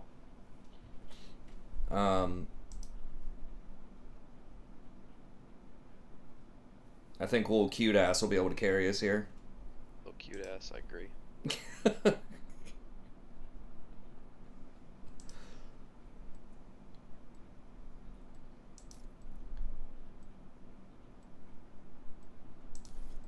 Alright, I'm gonna take a second armor rune against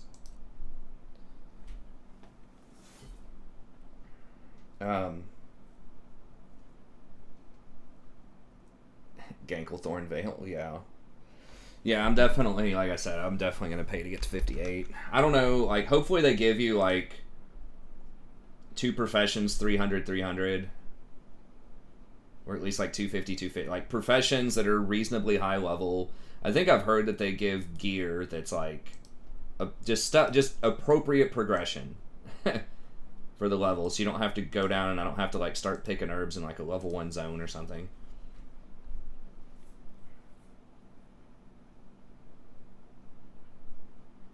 It's not going to be a bloodbath for me. I'm going to be in dungeons the whole time, hopefully. We'll see. I guess it'll be a bloodbath maybe near a dungeon. Well, I like to look at last 30 days because that's current, like the last 2 current patches. Because, you know, balance can change dramatically. Like someone could have played, you know, a Moo or something in preseason and, you know, gotten like a 70% win rate or whatever on him, and then, you know, now he's kind of dumpstered. That's probably the most dramatic fall. I can't remember some of the other, like, I can't remember a lot of the other champs got nerfed into the ground, but yeah, if they just haven't played it in a while, that's why I like the last 30 days. Or maybe they just haven't played. You know, maybe they haven't played a lot in the last 30 days. They're gonna be, or they haven't played that champ, and they're gonna be really rusty on that champ. Yeah. I mean, one nice thing, if you just spam the dungeons, potentially, is you can do the quests after that, and it gives you gold. Oh yeah. Destroy hope, bring the second coming of darkness. Get some new heads. I'm almost out. And that's like the longest death animation ever. I felt like I was trying to move like 20 seconds ago. Summoner's Rift. Raid Stormwind. Maybe at some point that's not top of the priority list for me anyways. Minion spawn.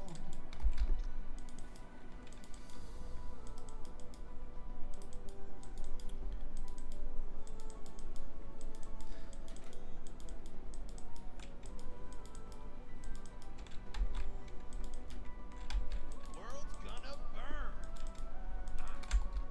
Easy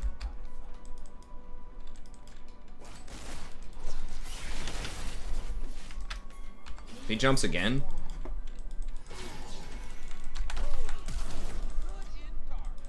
Okay. No. Let's just reset. We got his flash. Universe tends towards chaos.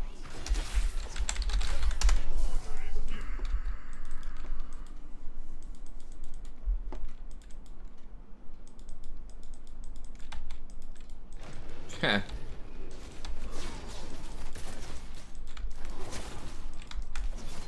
Yeah, that'd be nice if they did it in the summer.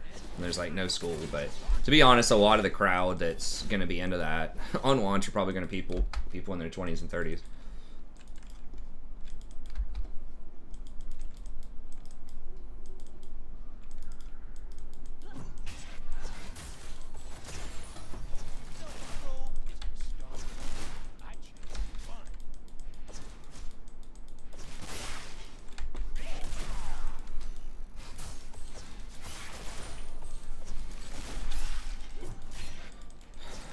I really hope they allow dual spec too,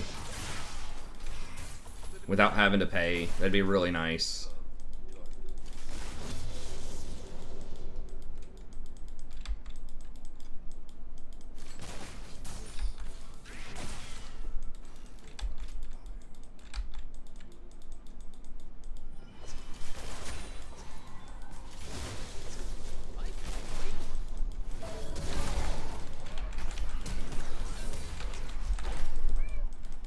Okay. So we have till like 7:45 on those flashes.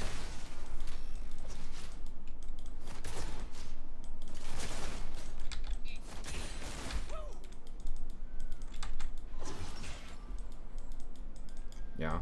Hey, what's up, Pontiff? Are my schools still in lockdown in the US? No. Not by default. It depends on the state. In my state, they're not. My university, a lot of the classes are online, but it's up to the professor. I'm teaching mine in person. But there are some that are either fully online or that are what they call hybrid, where they come in like maybe 1 day a week or something.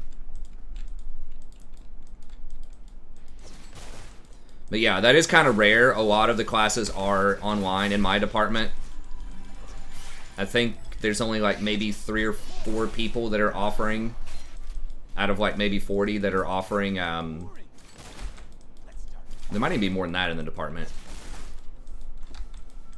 that are offering in person, so. So actually, it's pretty safe in the classroom itself. It's just, people get it when they're hanging out with their friends or they're at a party or something and they just let their guard down.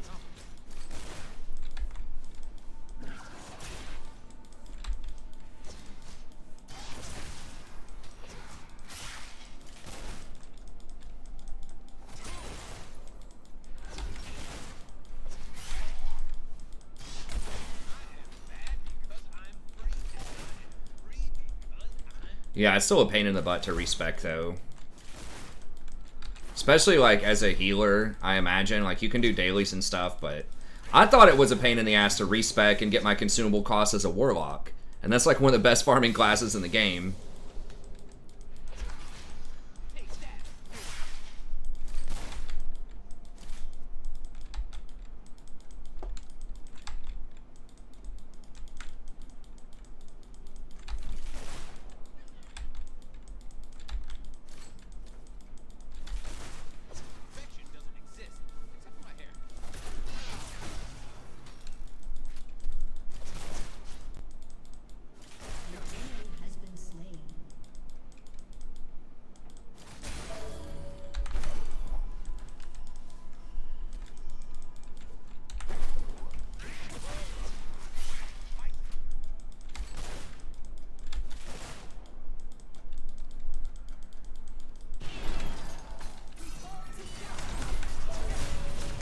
You don't have to flash, dude. Okay.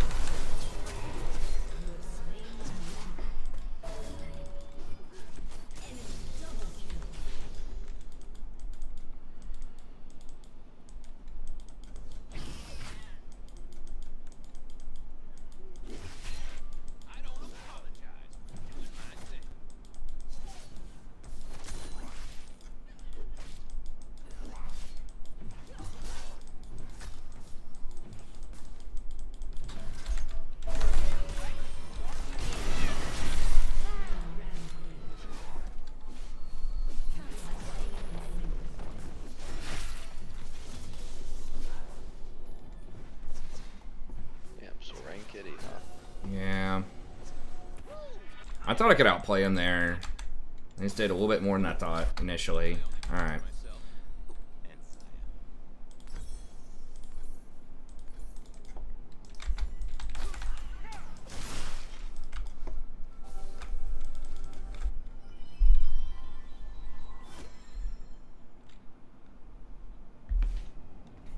I hated it.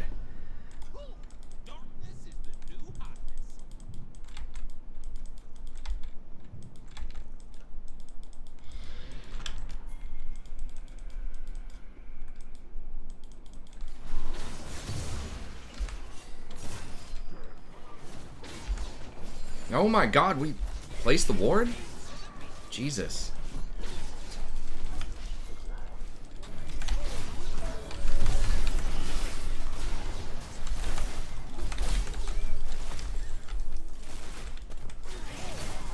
solo to come to this.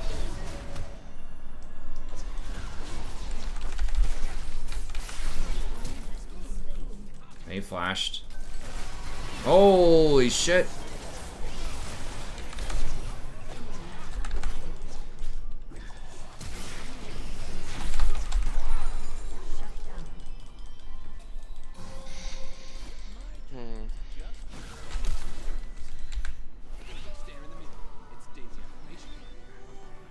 Nah, I don't want to see what people chat though.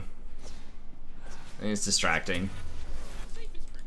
Might be entertaining, but Wow. it's just gonna be people complaining like 90% of the time.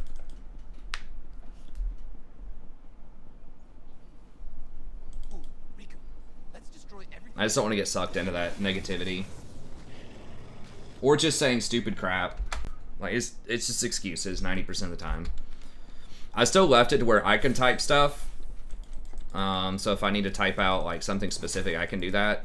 That's why I switched to mute all instead of just flat out disabling the chat. In case I need to say something like,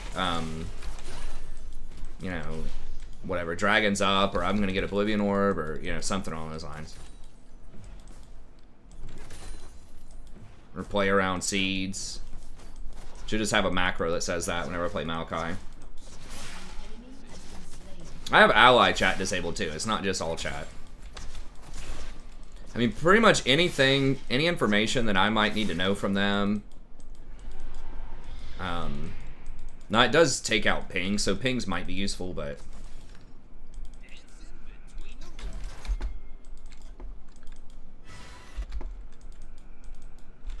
Rengar's right there. Yeah, I'm gonna give up on that.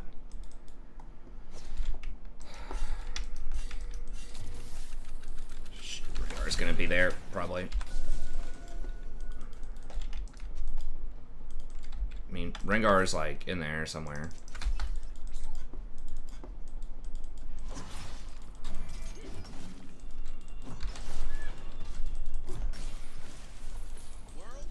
Where is he? Is he on golems or something? Or is he just...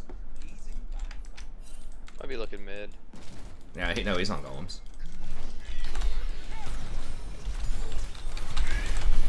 He's so dead. I'm rotating down to you guys.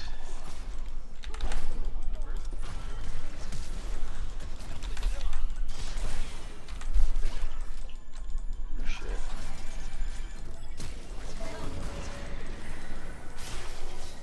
Didn't even realize I was running into Ari.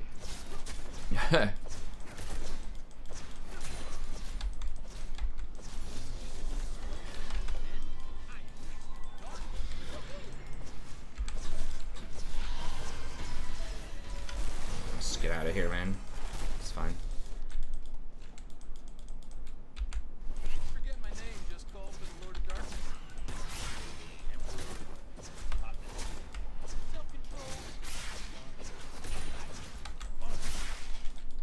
Come on, man. Alright, I'm back.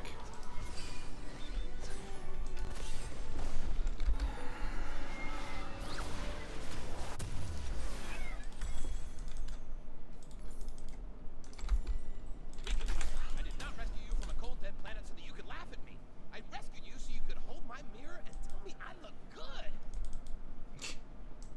Yeah, I've heard that, yeah, leveling warriors is annoying. Get back to something Black Falcon said a million years ago.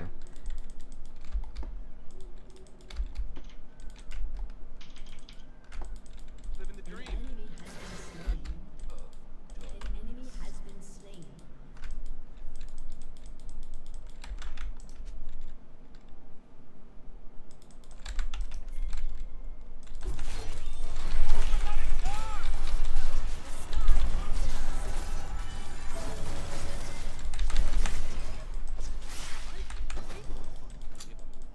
Damn. If she would have just dodged the Leona ult, I think we could have done more. Let me go ward. Not sure where. Okay, he's right Frank there. Kitty's at. He's right there. Okay. Doing the right thing. I see him. Boring. I'm waiting Alright.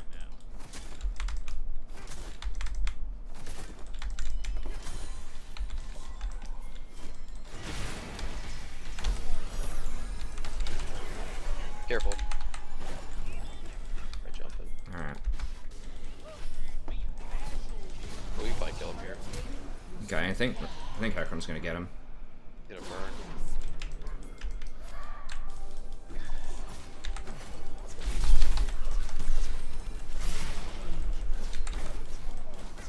Okay, Leona, what, flash, or did she hook over that wall? I think she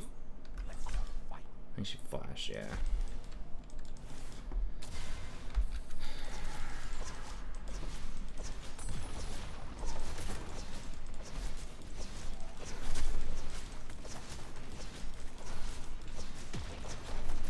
I think they're on an existing server. They're leveling accounts. Is this a... Do you guys have a high pop server or low pop server? Right now it's low, but it's gonna Okay. be high when DC Okay. comes on. I tend to like lower pop servers a bit more, but I don't really know all It the is low- dynamics of it. It's low right now. Yeah. But I'm not sure that it matters too much. I mean, you can obviously farm a little bit more and stuff like that when it's lower. But stuff costs more because of that. I'm not an expert on how that affects the economy. Okay, I guess... I'm kind of blanking out. What the hell was I getting? I guess we'll just get Forbidden Idol. Oh. Maybe I should have gone Zeke, 'cause I wasn't even thinking, because Rengar's so fed, the health and the armor would be very good. But I mean, it's hard to go wrong with Staff Flowing Water, or even Ardent. Ardent would be good for Callista.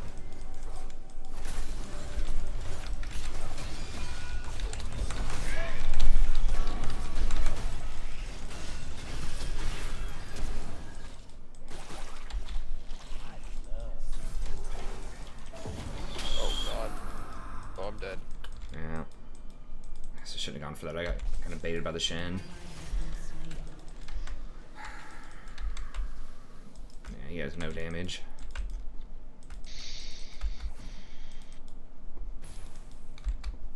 I don't apologize for doing my thing. Less likely you're going to get ganked on lower pop servers too, which is nice.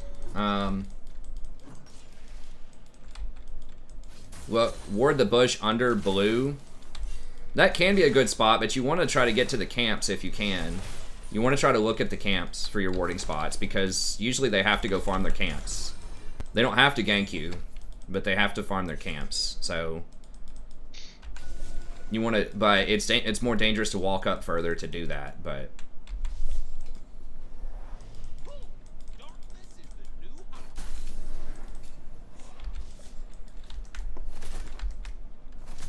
Unstoppable.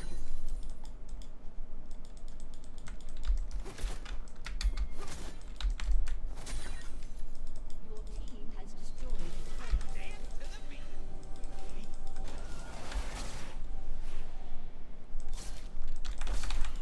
you get that cannon.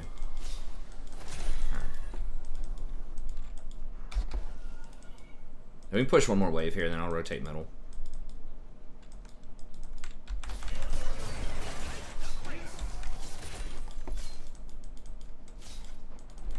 I'm gonna go a long way here.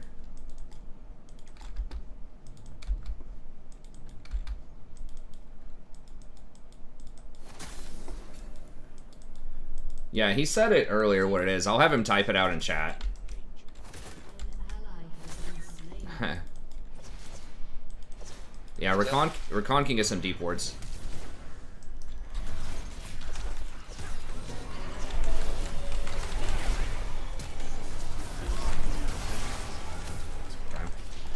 Okay. Use a lot of resources, but damn it, we got the kill.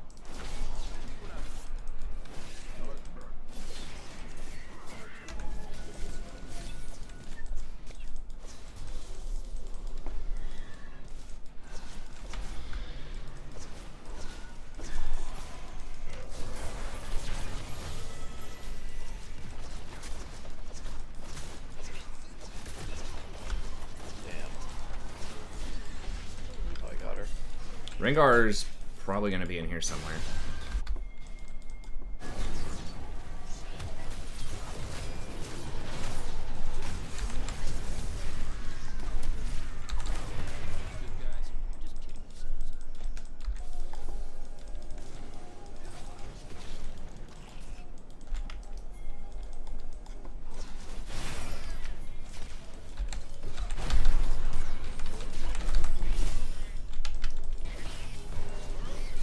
Probably dead.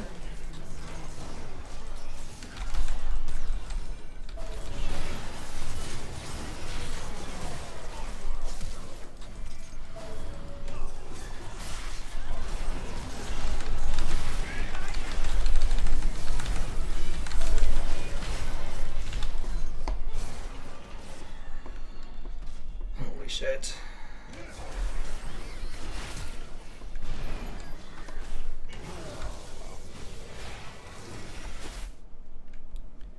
Ugh.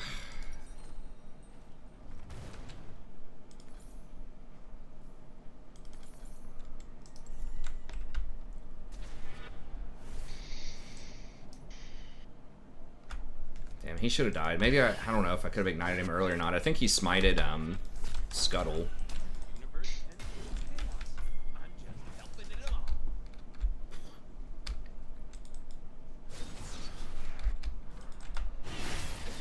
Why does he have Mercury Treads, dude? Is he not, like... Rengar has 10 of their 14 kills.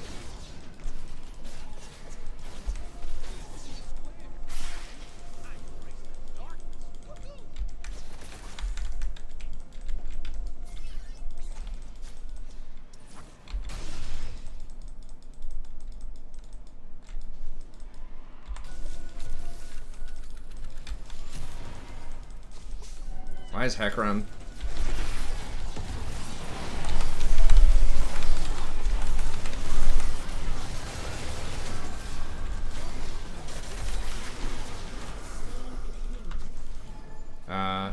You know, we should be able to get this and then just get Baron.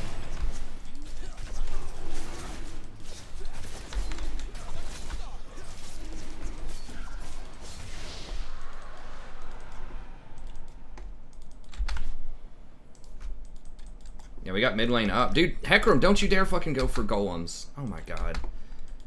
What a dumbass. Okay, well, I guess we can't do it. Well, maybe, if he gets up here fast enough.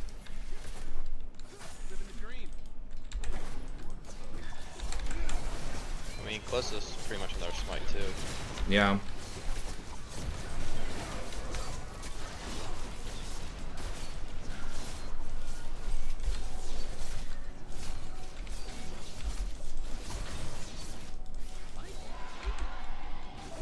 Okay, nice.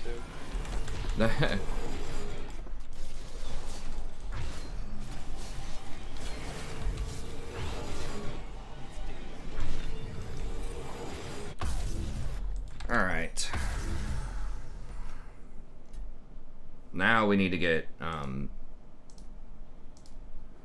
Zeke's. Look at Zeke's. Oh, there it is. Okay.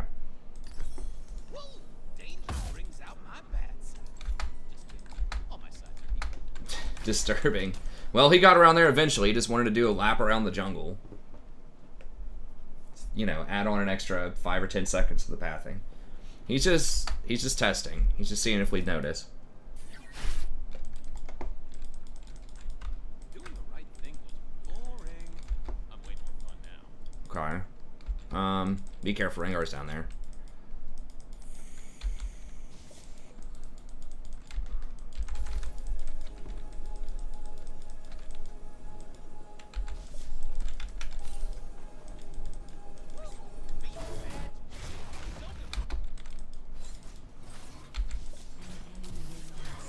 He can just ult if he lands stuff.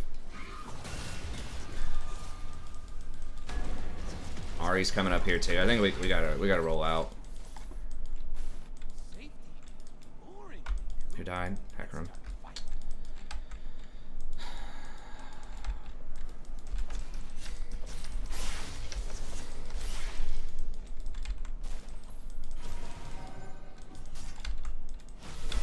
kitty up there?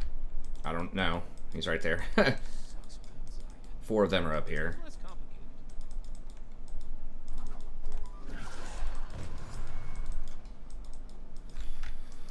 Where's Mord? Okay. We can maybe 3v3 this.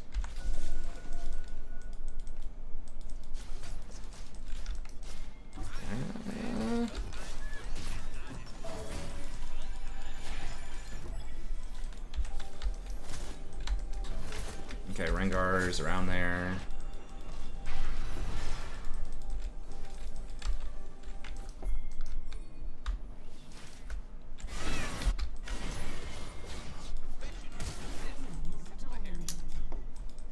Alright, let's back up. Holy crap.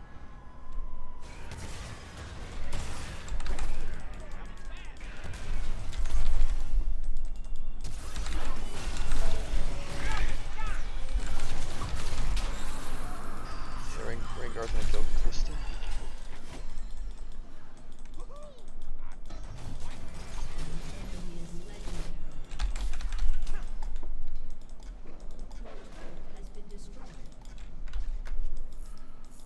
That's probably, well, at least Baron's not up. Yeah. I need to get some armor. I don't know why Hecarim doesn't have any armor yet. He's got 4 freaking items.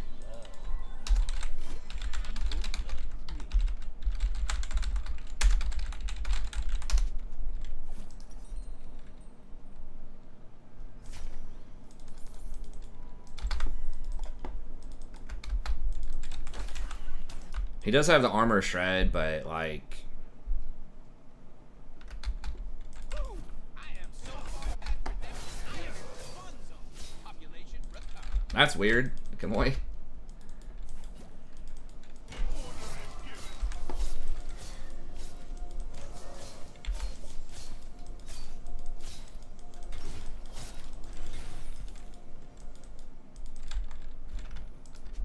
Me and Hecarim. We can fight if we get Hecarim here. Okay, let's go.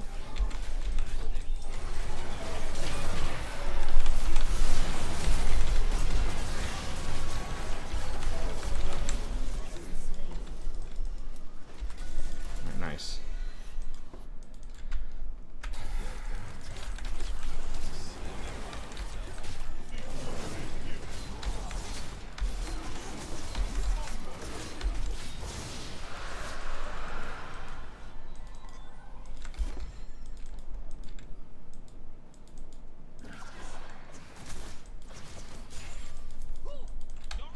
Yeah, I cannot believe. That's how we do it right there. Yeah.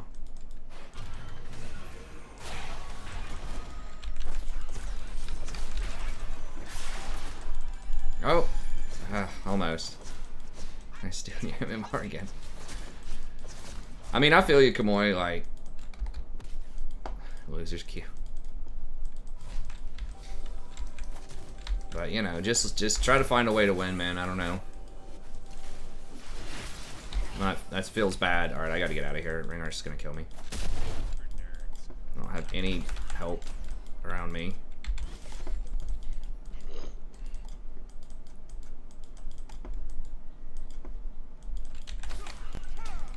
Way too risky to try to clear that. Okay, we got Baron up.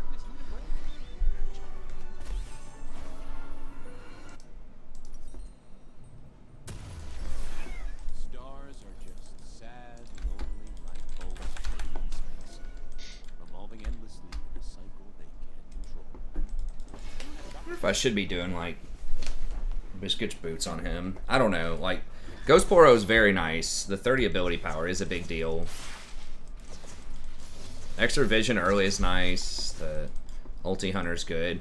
But you do have access to more ability haste than you used to be able to get, so.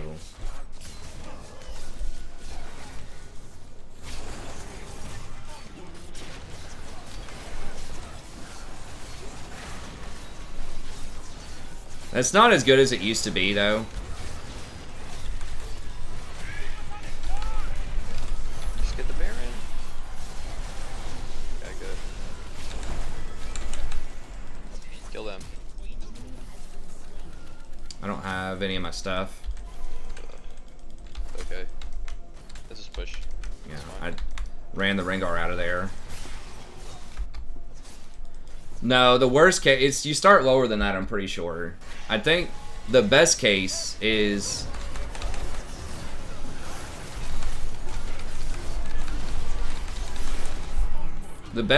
like you start bronze 1 or something. Or bronze 2. I don't even know if you go 10-0, like maybe they changed it.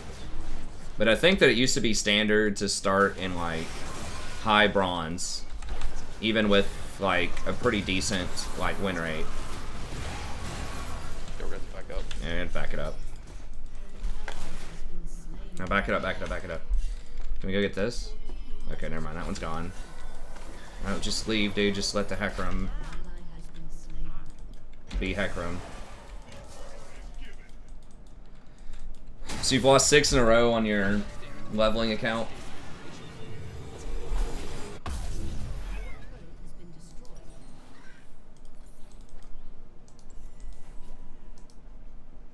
When Zaya and I were abandoned on a desolate planet, I realized I don't like being alone. Despite the space squids are the worst.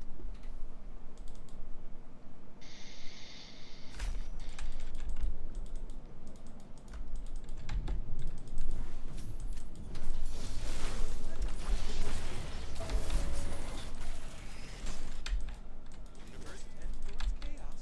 I'm just helping it along. God, Rangars. I'm pretty sure, now this was last year after they changed it, but I'm pretty sure I went 8-2 on Cassiopeia in placements on this account, and I ended up in like bronze 2. How would you ult there? Okay, that's good. Still a 42.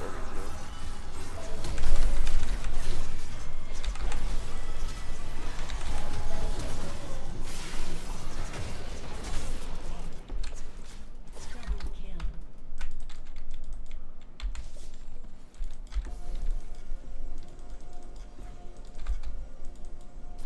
You see a dragon here? Why are you arguing with random people? Yeah, we should just get Dragon. Well, I can get it. alright, let's just back up and get Dragon. Yeah. I just don't think we'll be able to get it in time.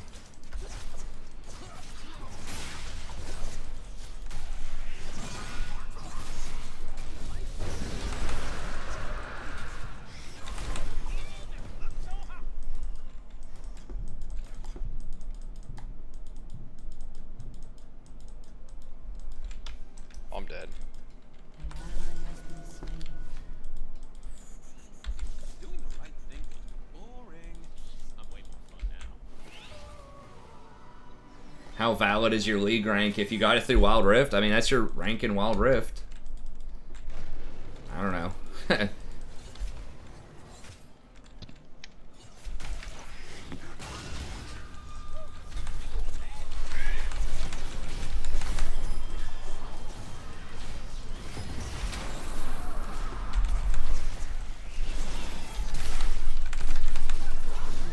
Dude.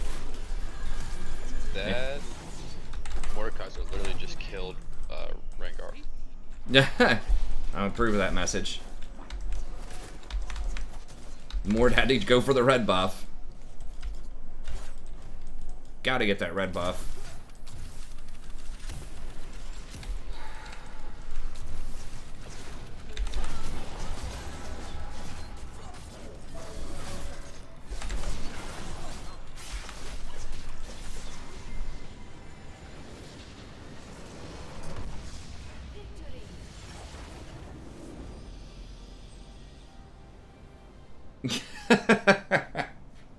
That's pretty funny.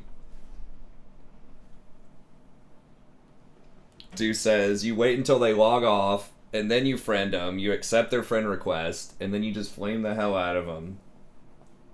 And then you just unfriend them. So they can't ever reply. That's pretty funny. Well, that's probably gonna have to be it for me. All right, man. That's all good. I'll catch you next time. Yes, sir. Take All care. right. See ya. All right. Let me go swing by the restroom real quick, and we'll play one or two more.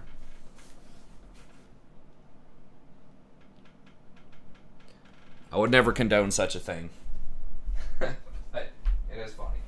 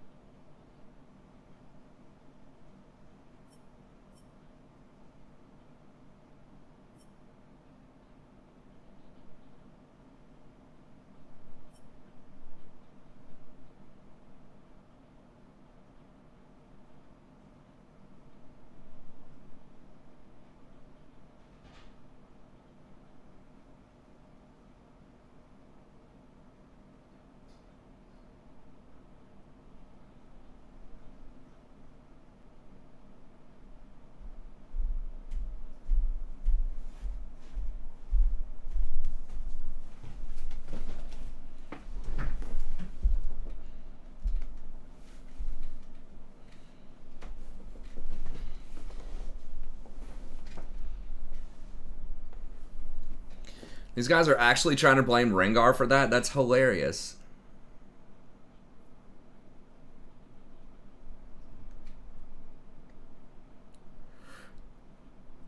Like, the Rengar was literally the only reason they were in the game. Like, if you're one of these other players on this team, how can you possibly mentally justify critiquing that Rengar? Like, he literally has 18 of the 23 kills on that team. And how many deaths? Like, not many deaths compared to everybody else. He's got, like, an average amount of deaths. He's literally... I guess this person has a positive, like, 1 KDA maybe. There's one person who has a positive KDA because of assists. Like... It's just insane.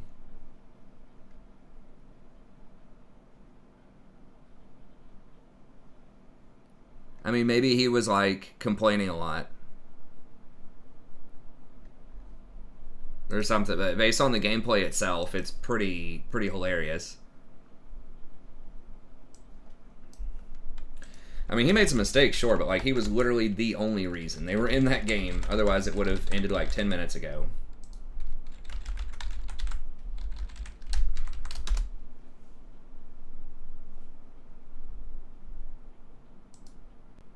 Did Leona? I thought Leona was like 06 and 7. Okay, I guess, yeah, it was... Okay. I was thinking, I think in my mind I was thinking 2 KDA.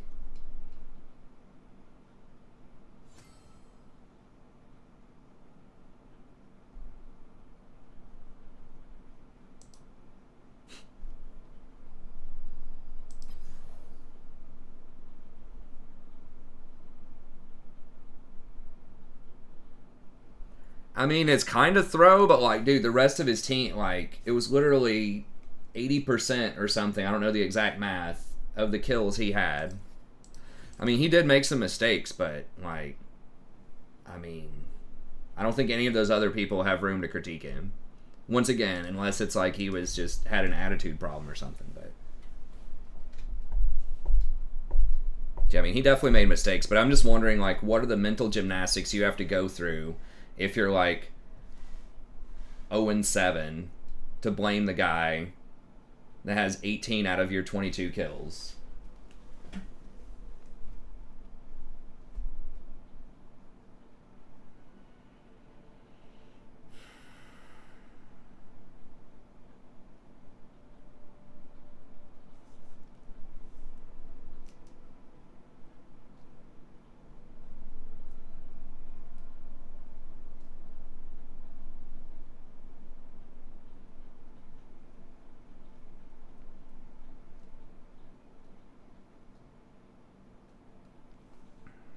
let me...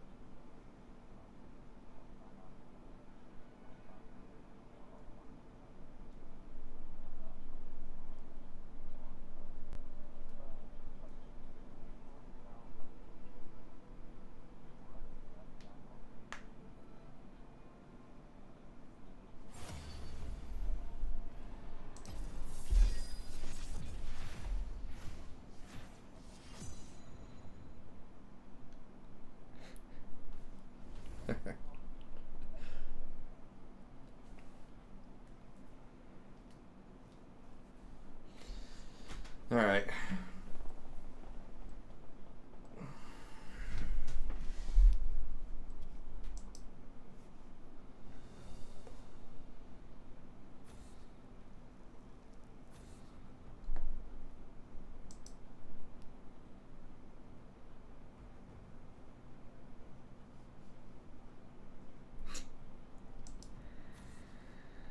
All right. I guess we're just gonna ban Vayne.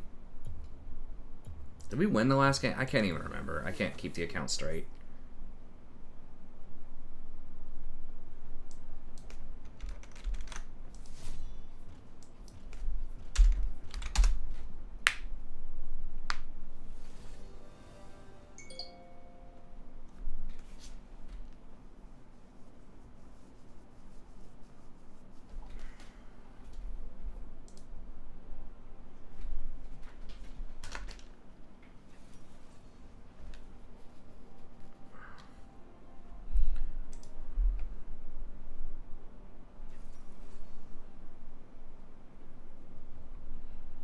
Damn, that D4 must be on a bad loss streak or something, man.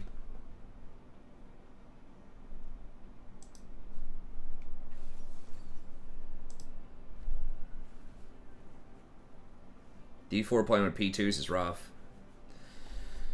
I've been there before.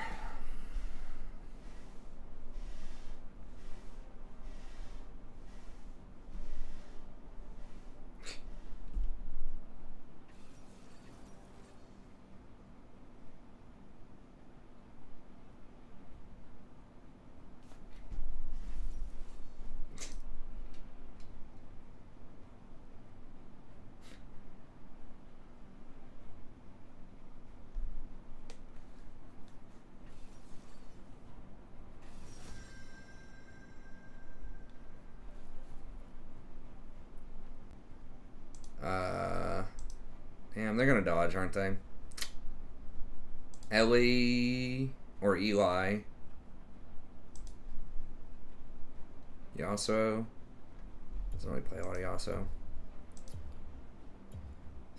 Lee Sin support or something? But then who's the jungler? No, Camille support? Maybe?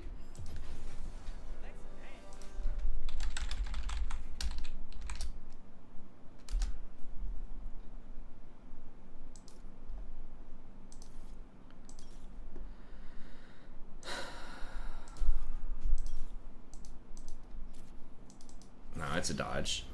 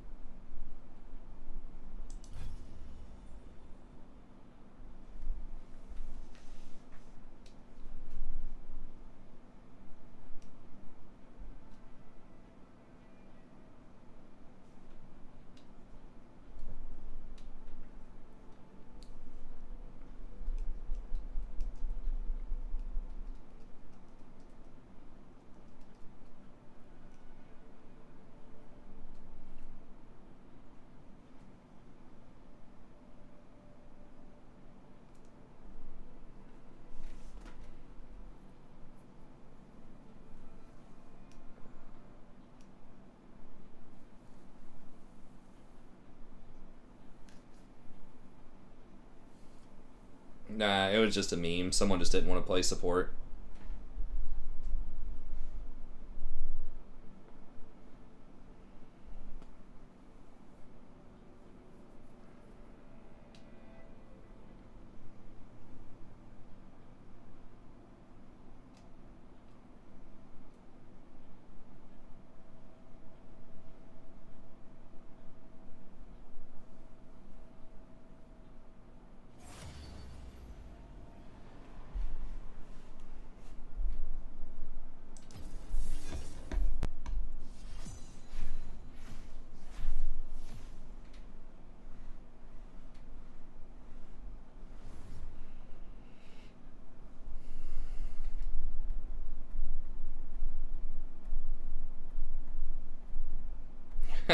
Yeah, I don't know. What's their problem? Not wanting to play the coolest role in League.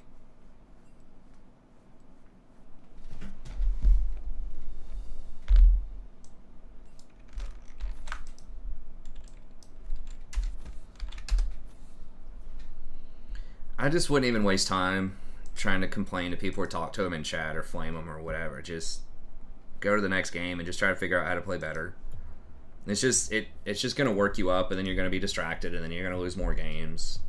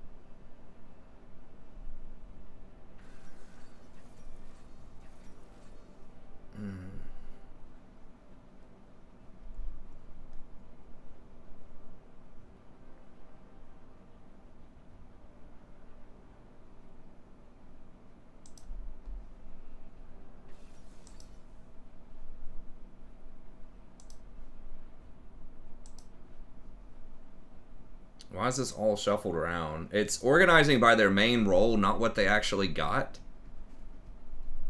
That's kind of troll. Okay, so this guy's probably going to play Jinx. Can Seraphine Twitch, though? Yin Yang TV. Let's just do Nocturne. If we get Nocturne and Jinx, I might do it.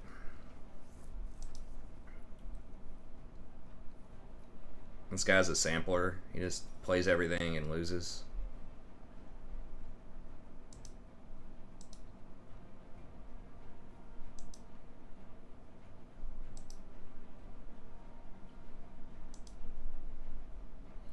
I guess we did need some magic damage, that's true.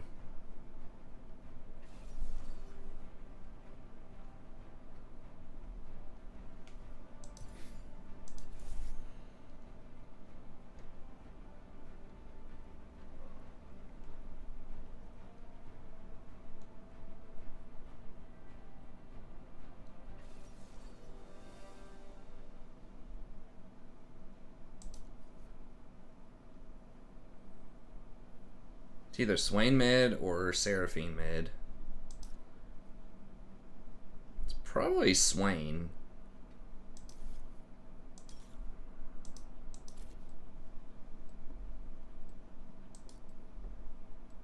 I would not want to play Seraphine into Talon. God, dude. So many dodges.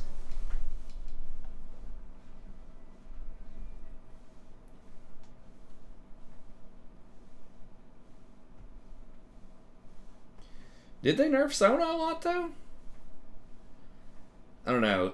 I still maintain that they feel very different if you play Sona versus Seraphine. Like, Sona's much more, like, sustained I mean, you do spam spells, but she's just like better at buffing her allies in team fights than Seraphine is. And Seraphine's more like, to me, it feels like long cooldowns that are really big. Like her W is a long cooldown that has a huge effect, and then her ultimate is like really big, but it has a much longer cooldown.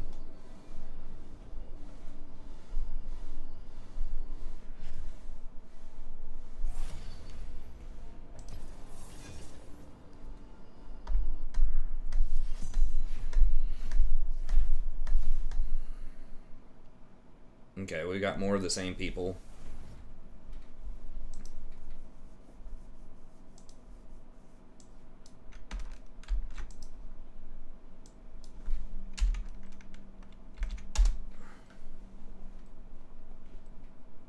Wreck me in Minecraft. How do you wreck somebody in Minecraft?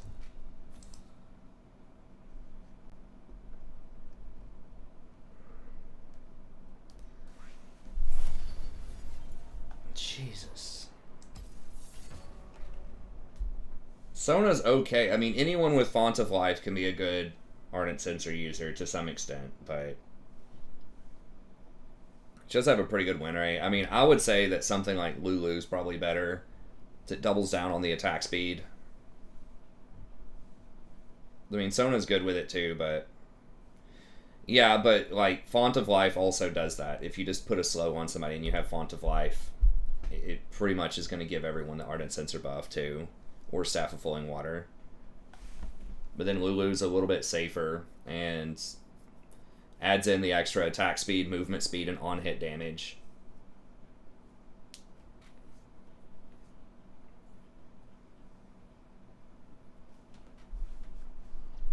Yu-Gi-Oh! We got a Yu-Gi-Oh! Showdown here. I'm trying to wait a second because there's been like 2 or 3 dodges in a row, so it could be that there's someone that's just going around like trying to int the queues. Or, you know, just something like that.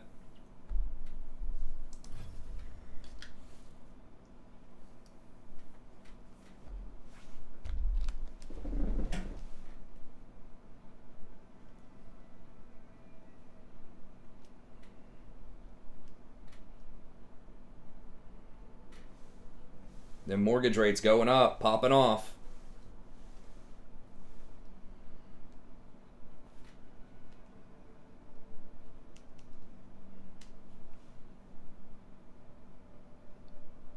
Hey, what's going on, Andy? I think we're somewhere close to 50-50. Honestly, I can't remember.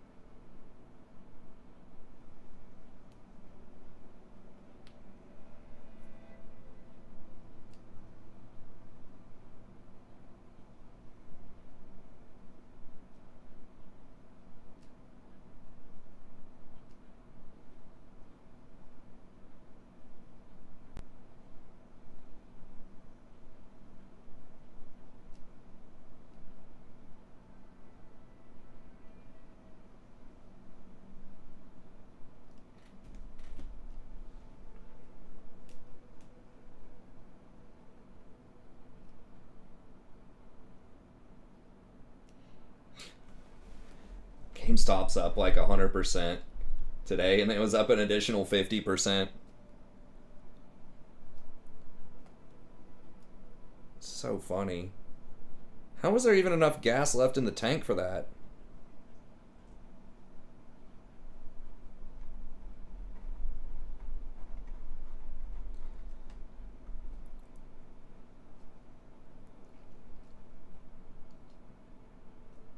Were people talking about it on Reddit again, or...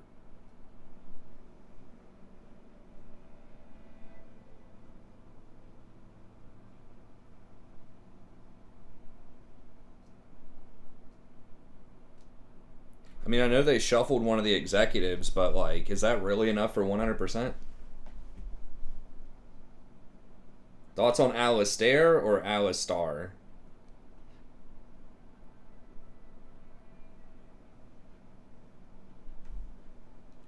I don't like him in solo queue that much. Bitcoin is up to a total of 50K, I think. That's what I've heard. Been a lot of institutional people buying it recently.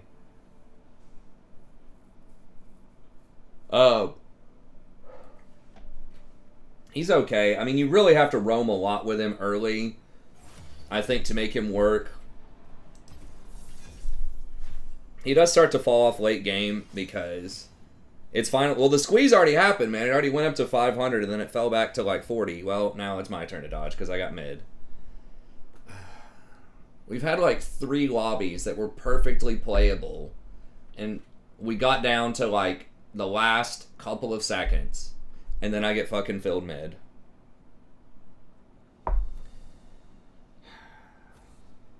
Why are these two accounts so different? They're like basically the same elo, except this one that's just like 1 or 2 divisions higher most of the time.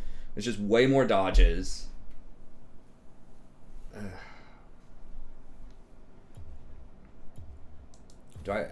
I guess I'll just wait it out and see if someone else will want to dodge or not.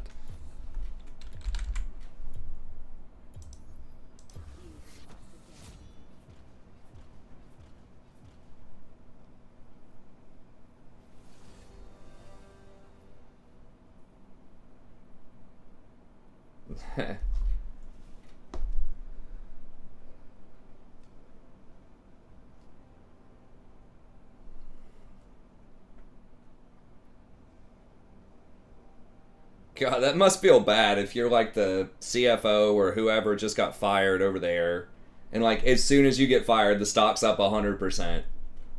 He probably still owns some shares, so he's probably not that mad about it.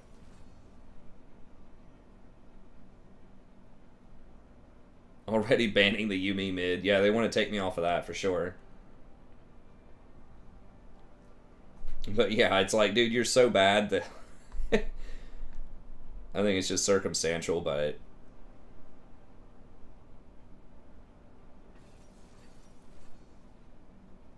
Mr. Bell's resignation. Oh, thank God, someone else dodged for me. Okay, well that was a good dodge. Relating to the company's operations, policies, or practices.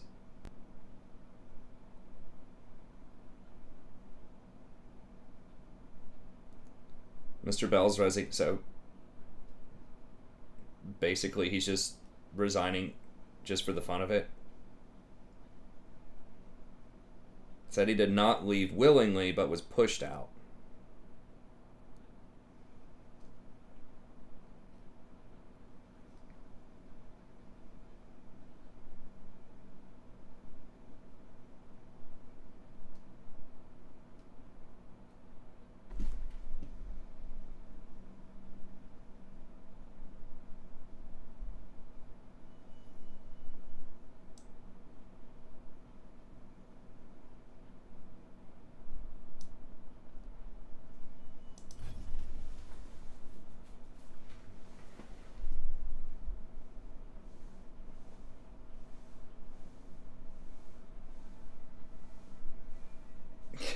Bitcoin prize. That's pretty funny.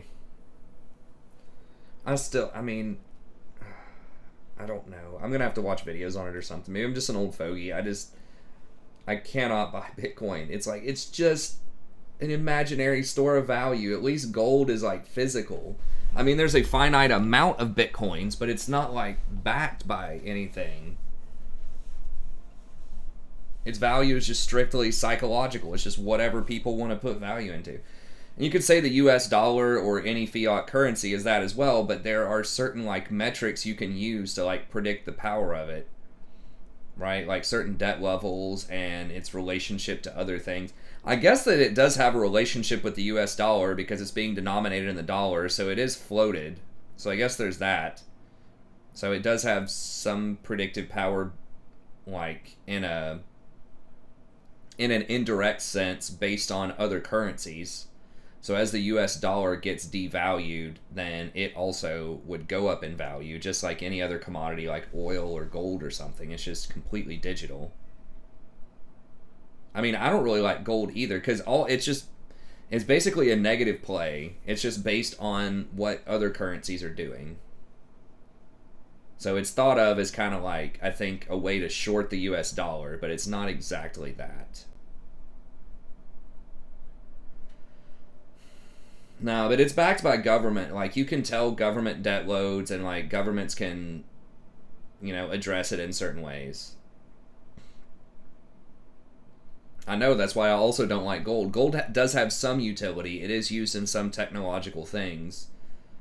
It is used as like a, luxury item for rings and necklaces and stuff, but it's very secure though, isn't it? I mean, like, money's secure too through the FDIC.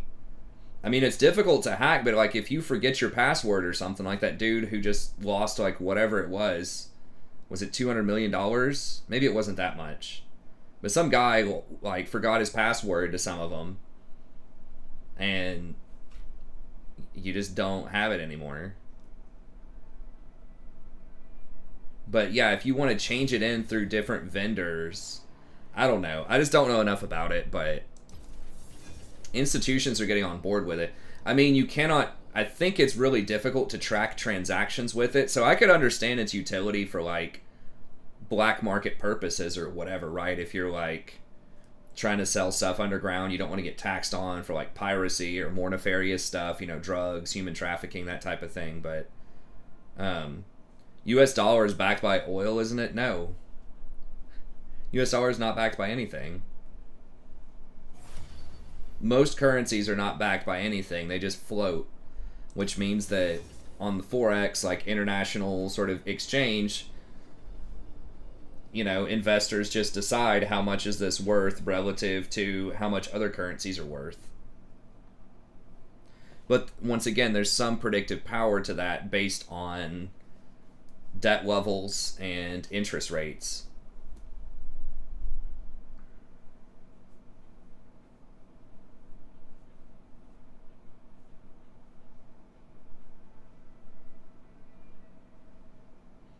Yeah. I don't know. I'm just... People want to try to find something that's a hedge against inflation. So they want something that is going to hold its value, when there's inflation going on. So you can... But I still think real estate's the best way to do that. Like, just get a low interest rate loan, buy real estate, because that's what's going to go up in value. I mean, commodities do too, right? So like oil and gold and stuff like that will go up when the currency gets devalued, but houses and things like that, like, that has a lot of use value to it. Like, yes, you have to pay upkeep. It is complicated. You have to keep your tenants in it if you're getting rentals or something, but like, it's something real that has like a great amount of use value and follows a secular trend of people, more population. People want more housing. People are getting tired of the big cities and paying $5,000 a month for an apartment with no land and no yard.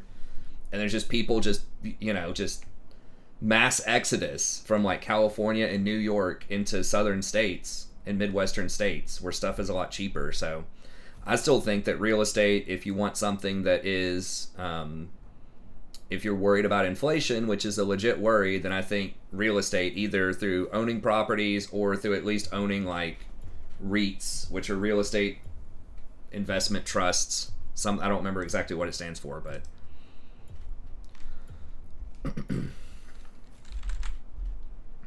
that's what I would take. If you want something that's like physical, where inflation can be good for it, I would pick real estate over gold or Bitcoin.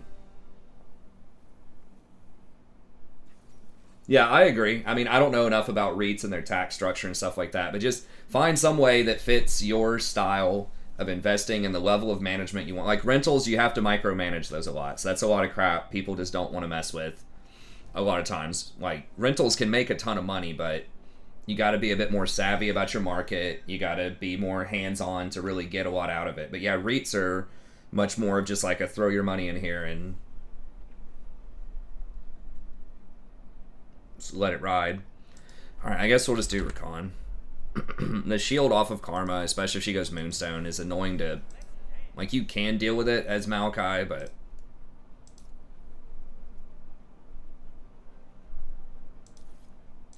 But that's my old fogey opinion. Afraid of inflation, get a real asset that appreciates.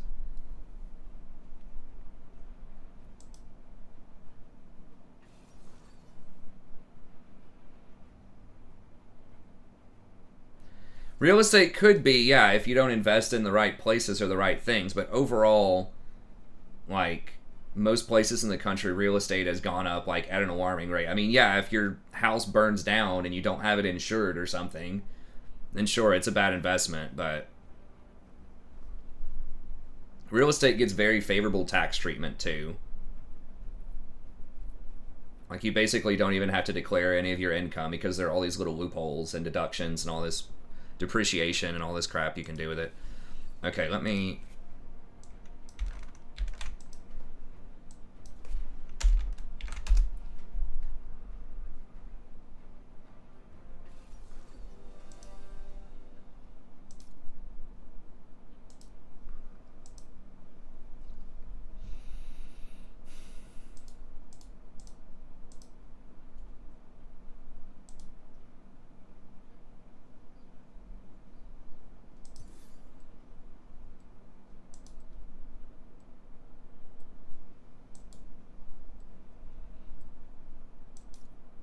I guess we'll play it. I'm not super hype about it, but I mean, we've been looking for a game for like 25 or 30 minutes. Yeah, I mean, that's good if it's like a vacation rental you want to deal with. It just depends, but I would, and there are some like just stocks, some industries that do pretty well in a rising interest rate environment, like banks. So I don't know. I just think if the thesis is, I think what like if the thesis is that U.S. has printed trillions of dollars to deal with COVID, and eventually interest rates are going to have to come up, and there's going to be inflation. If that's the thesis, which I think that's what most people are going for when they go for Bitcoin, is they're thinking, I want something against inflation. If they have like a logical thesis and not just everybody's doing it, it's going up, let me get in on that. You know, if it's logical and it's supposed to be an inflation hedge, I don't know. I'd rather do, like I said, I'd rather do something else that's a play on inflation.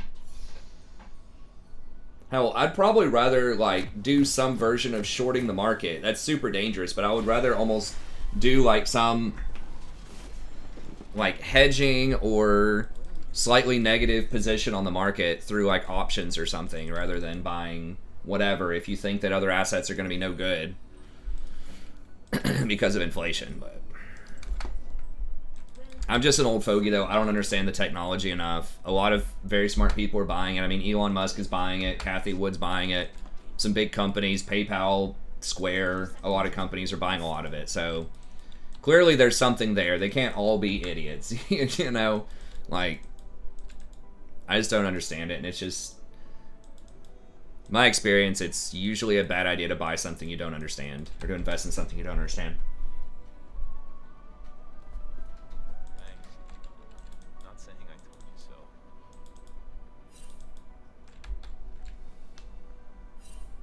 Yeah, like a Verbo thing could be pretty good or whatever. Like a vacation house pretty much can be pretty decent. I mean, so much of real estate just depends on the location, interest rates you can get. What the actual hell? Why are you pinging Nar? You just run away. She doesn't have CC. What do you mean? Dude, hashtag platinum.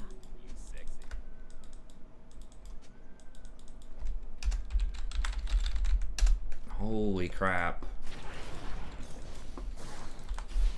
Why would you just sit there and fight her? Like, you have a mini-map. You can see no one's coming.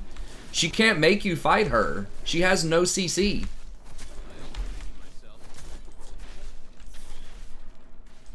She had like 90% of her health. Like, it's not even close. It's not like she killed you with 100 health left and like it was a really close fight, right? Like, it was not even remotely close.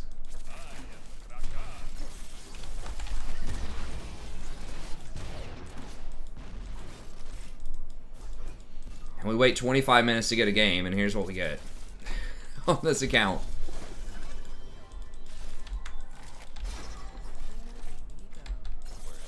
I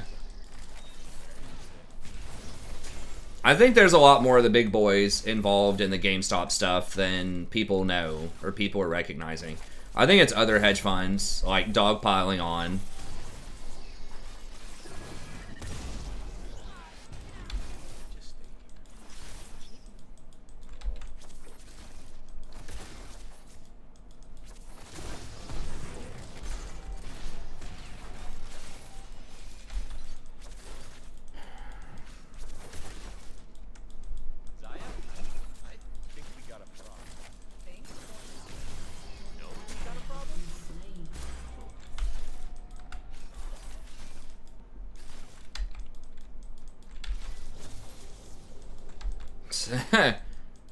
The dog tracks. I mean, you can. I mean, sports betting's like, okay if you're ready to lose the money, if you're just doing it for entertainment. God. You just... Wait. Okay. You used the secret call. Is everything alright? I just like that sound. Caw-caw!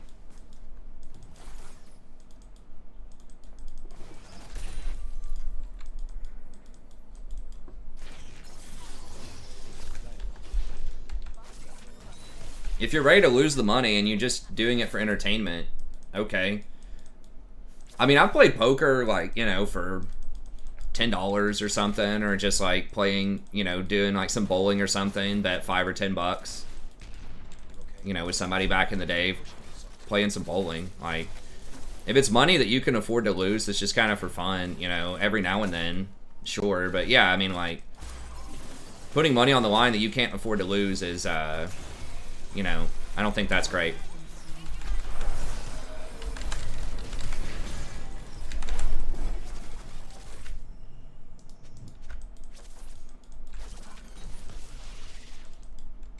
But yeah, I would not say for most people that's going to be a very lucrative way to make money. But yeah, I mean, they're making money on it, so most people are going to lose. That's how casinos work.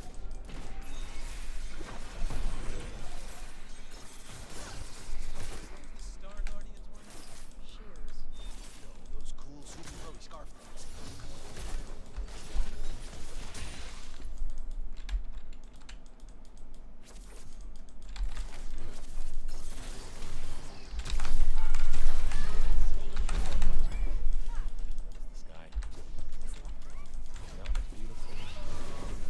Nice. We got her, and now she's going to miss all this CS. That's glorious.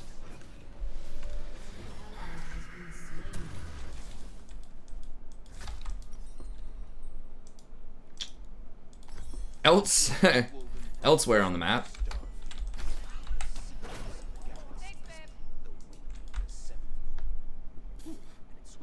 Meanwhile, in mid lane, and top lane, and jungle.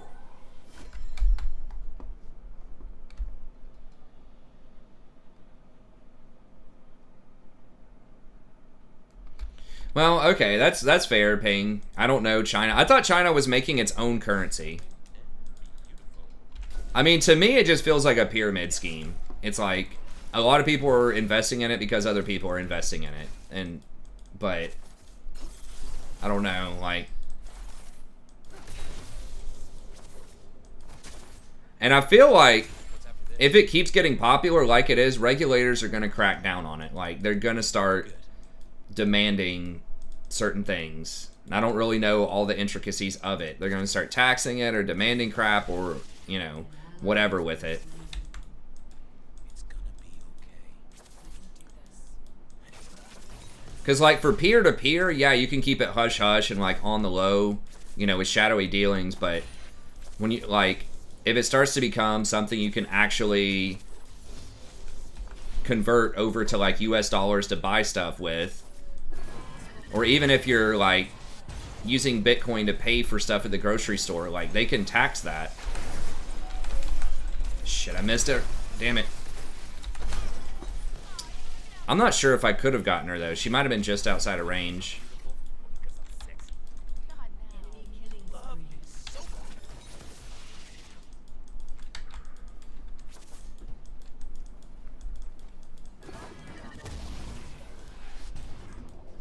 But I don't know. Isn't that how bubbles get started? Yes.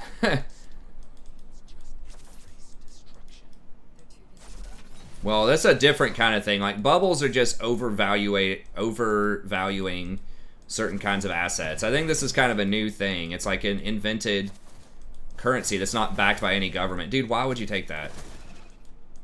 It's so annoying. That slows down my wards by a pretty significant amount.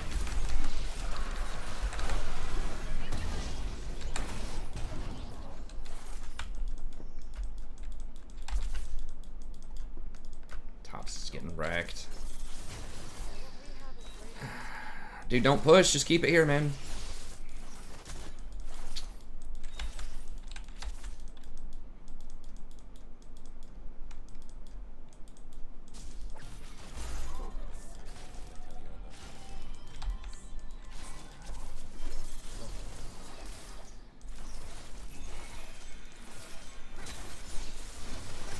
Dude, that's the second fucking thing, man. Can you please just, like...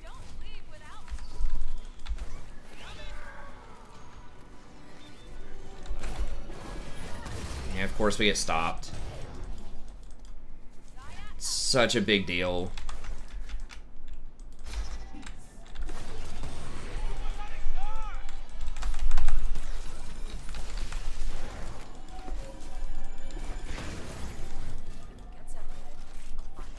We won't get separated. No, I'm not.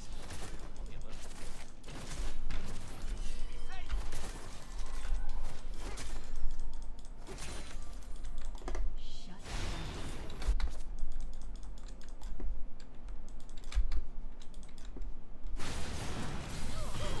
I am so far past redemption. I am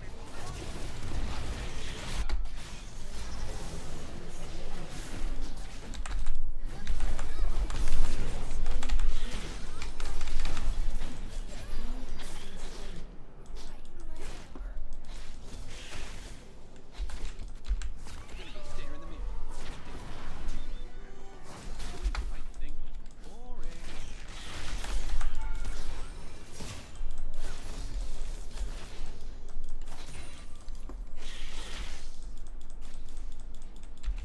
Sometimes we agents of darkness need a Damn, Yasuo's gonna get all that. That's rough. He's gonna go up another 10 or 15 CS. I think that was probably a bad idea to push that, but since she was already doing it. Enemy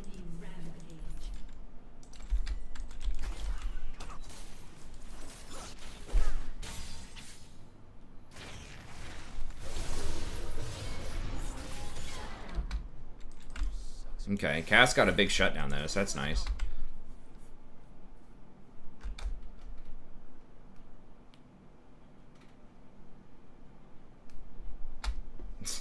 Maybe it's Maybelline. Dude, I'm all about that Dogecoin, man.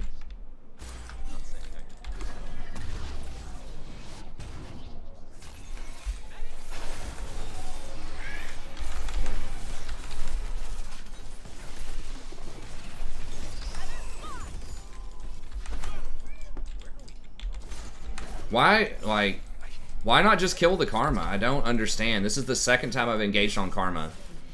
And we just do not follow it up.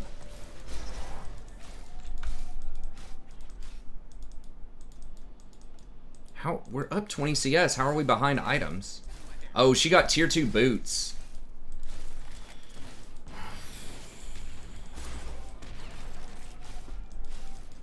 I asked my daughter for investing advice the other day. I asked if she wanted GameStop or Dogecoin. She said, I want the sleeping doggy.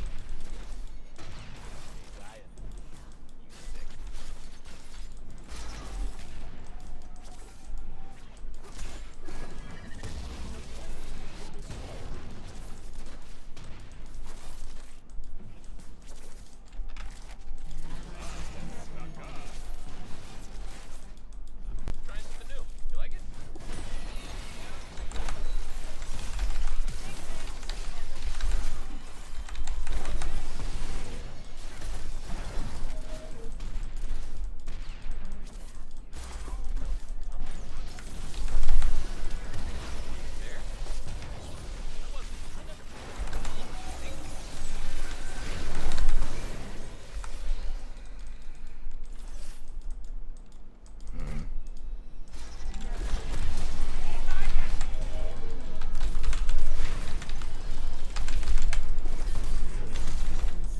Really? She burns out, right?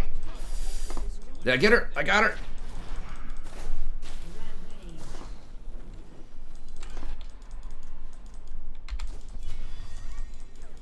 Shit. Really? Why is she so fast? Yasuo is rotating down. I'd rather give it to Poppy than Yasuo. Oh, the fucking Chem tank. Well, that's annoying.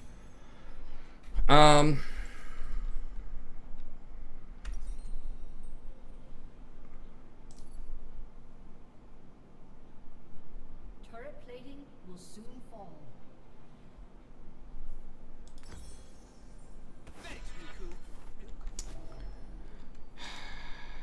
Alright.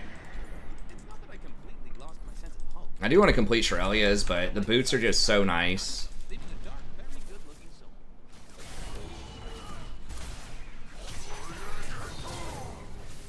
An ally has been slain.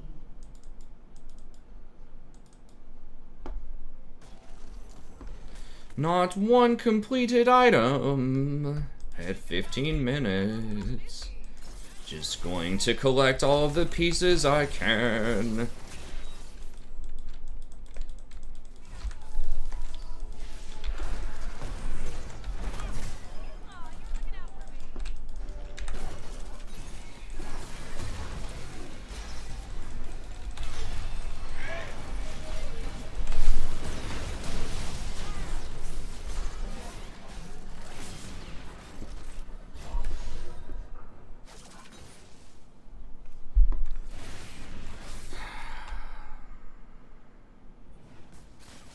Does she have her ult?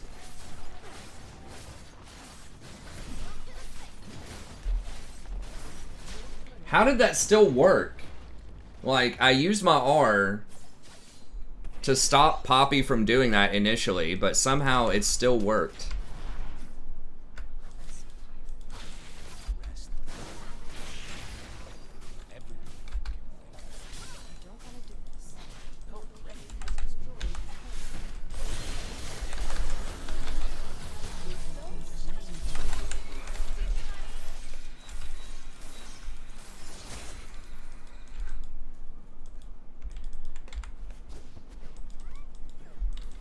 I mean, we can't even beat her, dude. She's so fucking huge.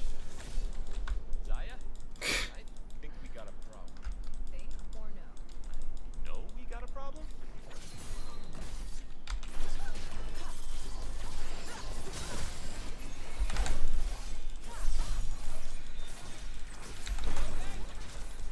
She's gonna heal through all of it.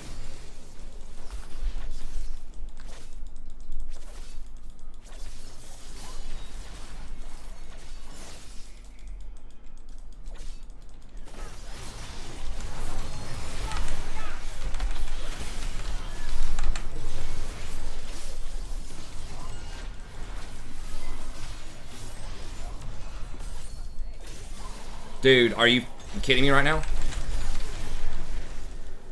Jeez. If I hadn't done that, she probably would have killed them all right there.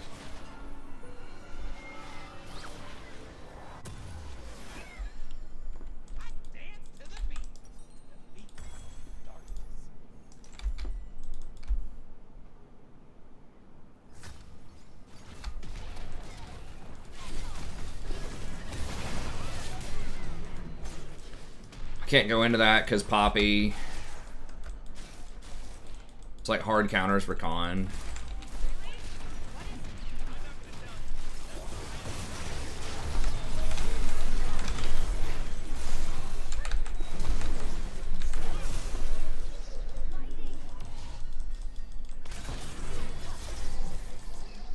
You're pushing yourself too hard.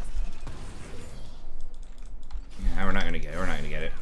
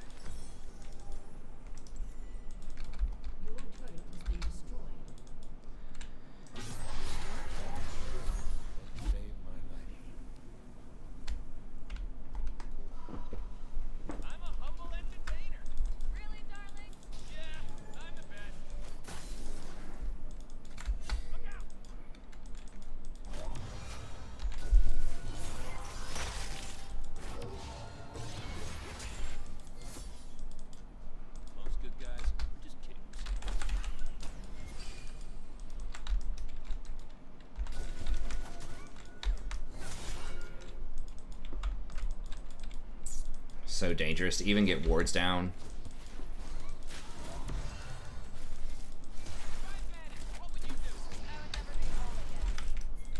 Can you...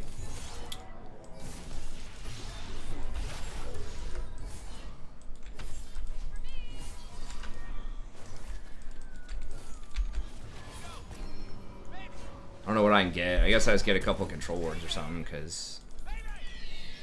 Yeah. Okay, I'll get more. I swear, you will be the death of me. I'm fine with that.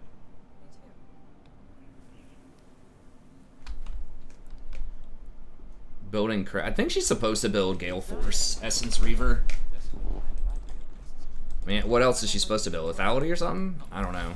Maybe there's some new build I haven't heard of, but I think it's pretty standard build.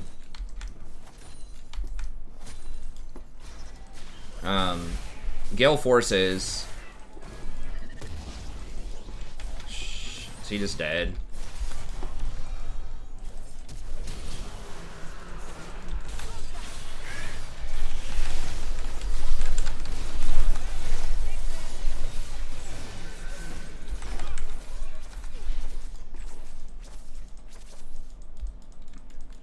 But yeah, that allows you to get better angles to land your feathers.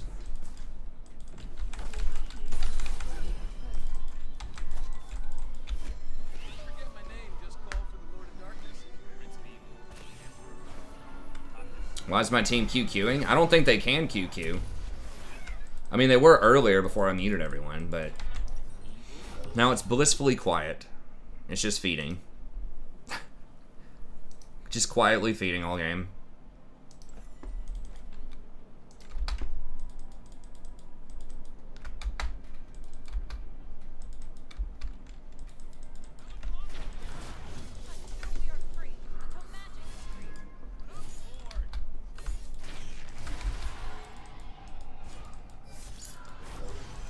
I mean, maybe I should have said yes. I don't know. Like, they could screw up, but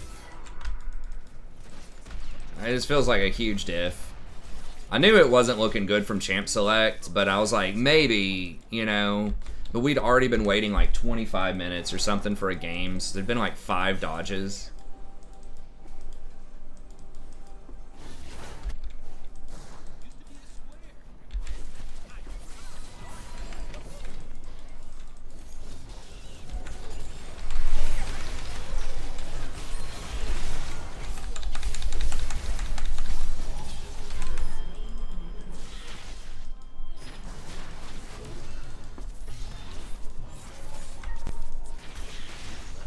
Maybe Fiora just gets like really mad and AFKs if we kill her a couple more times. People start raging at her or something. I don't know.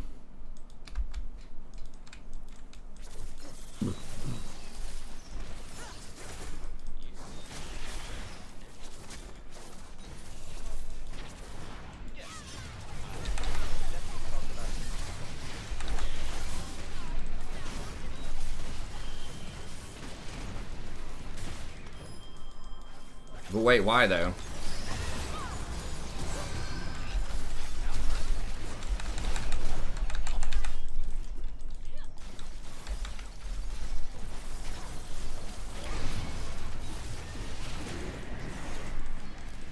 God, they have Rift also.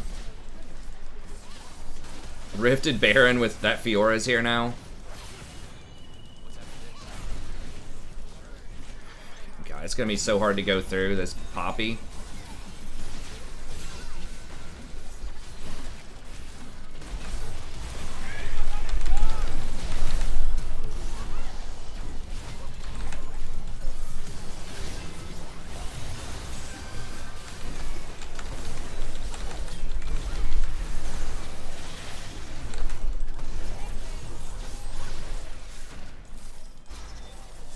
Now, Fifi's gonna kill me in like one hit.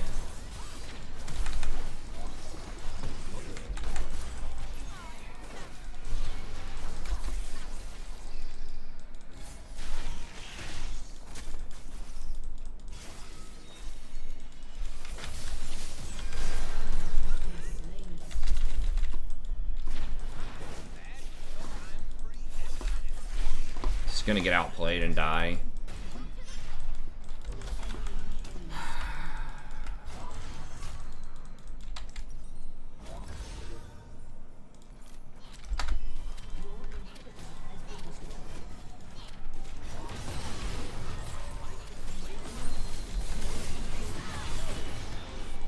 Holy the Poppy, though.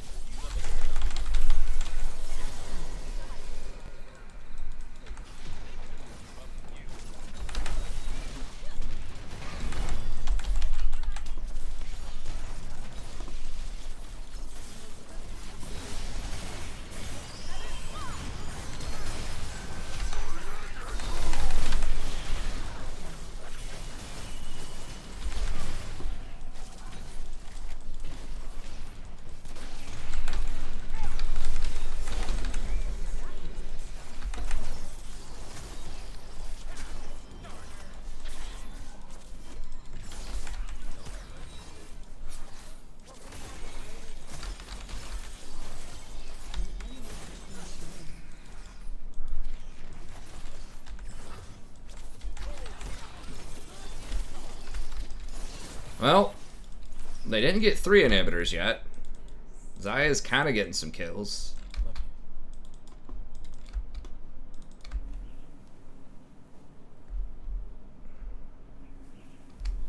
Oh no, okay, I see what you're saying. Yeah, building cloak before other items. No, I think you're right, that's probably a mistake. Ooh, Riku, let's destroy everything they hold dear and then laugh in their faces. We probably just get Ardent Censor and pray that Zaya can kill everybody. Raid bosses in LoL, that's right.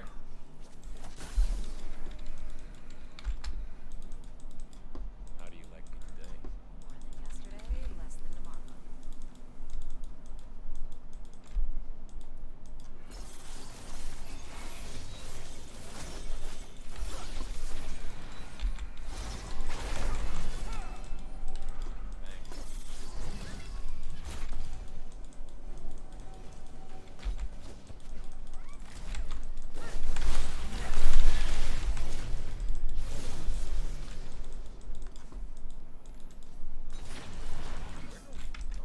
You forgot something. No.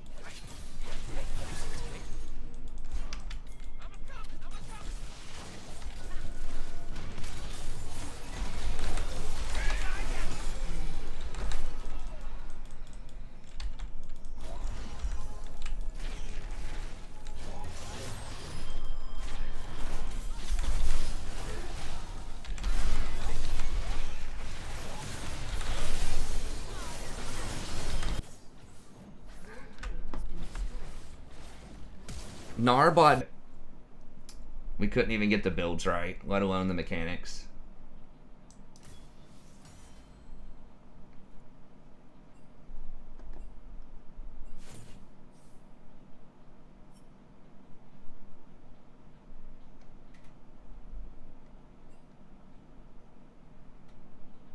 Oh my gosh, he said something mean.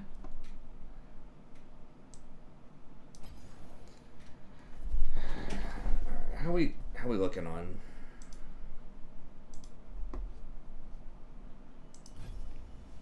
Alright, we'll see if we can play one more here.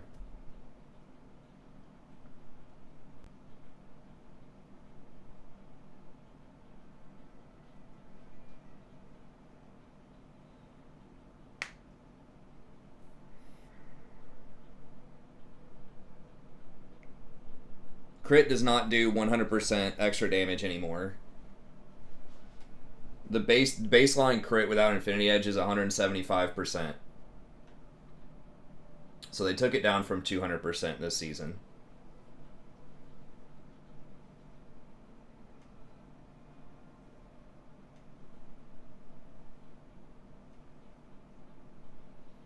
And all the crit items have 20% crit instead of 25%. So they just nerfed the hell out of crit. But they gave 80 carries a lot more like active damage on their items and just like active just sort of power on their items.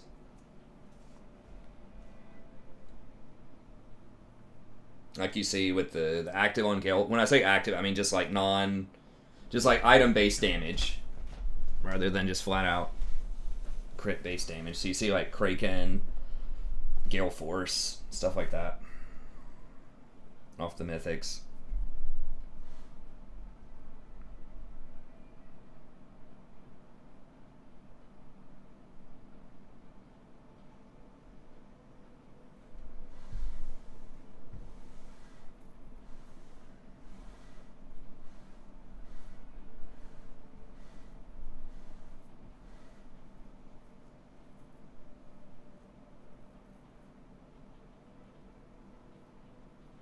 Just depends on your champion. It's not really like a stat. It's more of a build because, again, you're working around like item damage most of the time.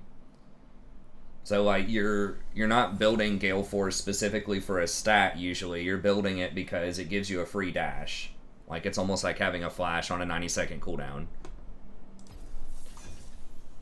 Yeah, it's playing around certain builds and certain mythics more so than a certain stat. So like if you have Kraken, you're probably playing a champion that wants a lot of attack speed. So you're probably, you know, taking stuff like Hail of Blades to go with that. Or like Essence, if you're an Essence Reaver champion, you're probably picking Essence Reaver because it has the Sheen proc for damage and it has the mana regen and some other stuff too. So yeah, it's like there are crit items, but you're really looking more at like what does the item like bring to the table in terms of its utility or like its uniqueness rather than just like which item or which stat has the most of, you know, because like most of the 80 items have 20% crit on it that are intended for marksmen.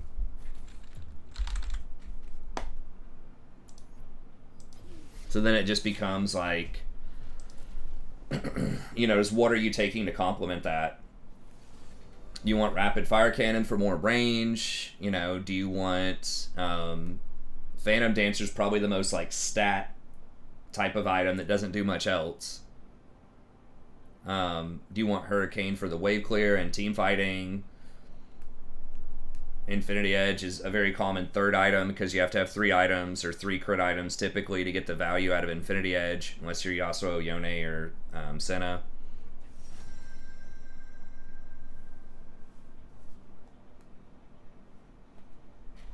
And some of them take lethality, but not many ADCs are taking lethality these days outside of like Seraphine and Ezreal.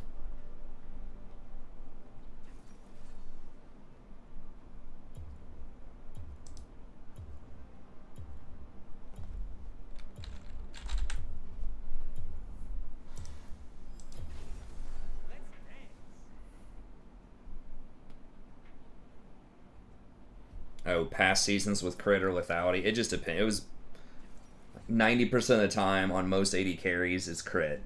There have been some on-hit builds. Most of those have kind of been, you know, pushed into the dirt. Like, as far as, like, pure on-hit that doesn't have crit on it. So, like, your Blade the Ruined King, Gensu type of builds. Pretty much nobody's doing that. Kraken is kind of the de facto on-hit sort of item, and it also has crit.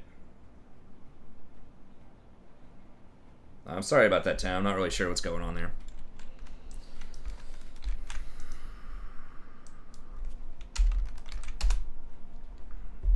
I mean, we play Maokai some. We played one earlier. We're just trying out a little bit more Rakan. A little bit of variety. If we're just going to spin our wheels in the mud here in Platinum for a while, we might as well play a little bit more variety.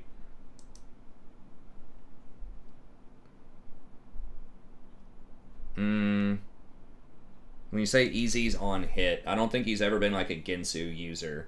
He did use Blade the Ruined King and Muramana, so that is true. He still does something like that. What are we even... Okay, Sona. I guess this is fine. I don't know. I didn't scout it. Okay. That's fine.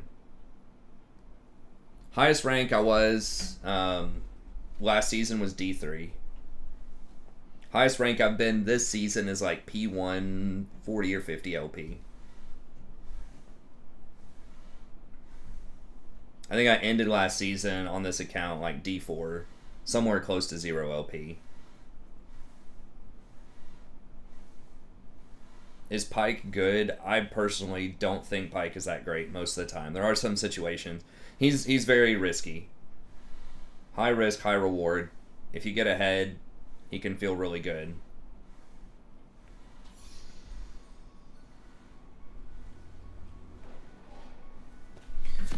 Yeah, I mean, I do like Maokai, but if they have a lot of tanks or healing and shielding, like, and they can heal through some of your seeds, that can be a little rough. And sometimes people just aren't taking engage champs.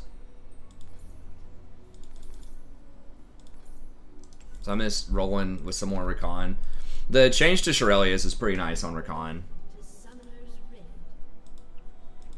And the Ionian Boots buff, maybe 2 or 3 patches ago, is pretty good on him. And Moonstone has been nerfed. 30 seconds until minions spawn. Mandate has been nerfed.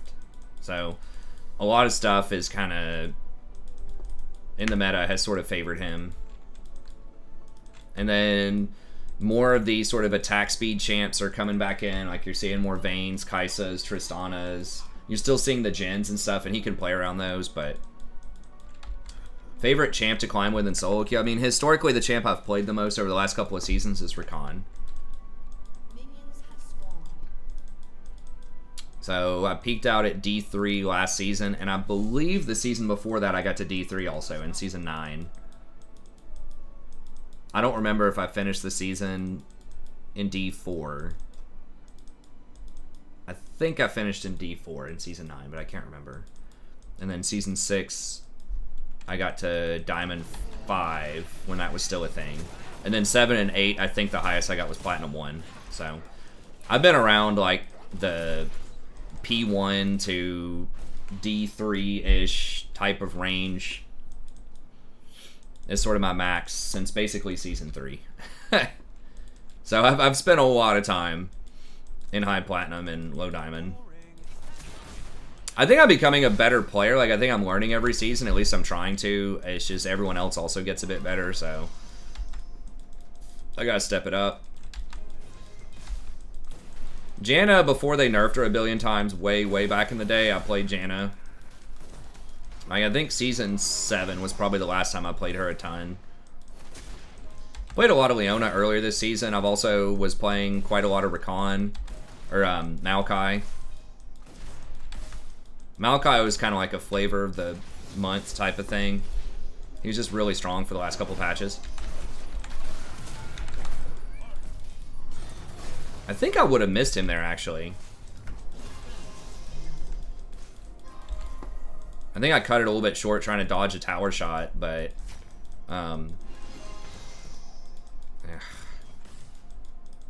Sona is annoying. Maybe I should be taking biscuits more. Okay. Alright.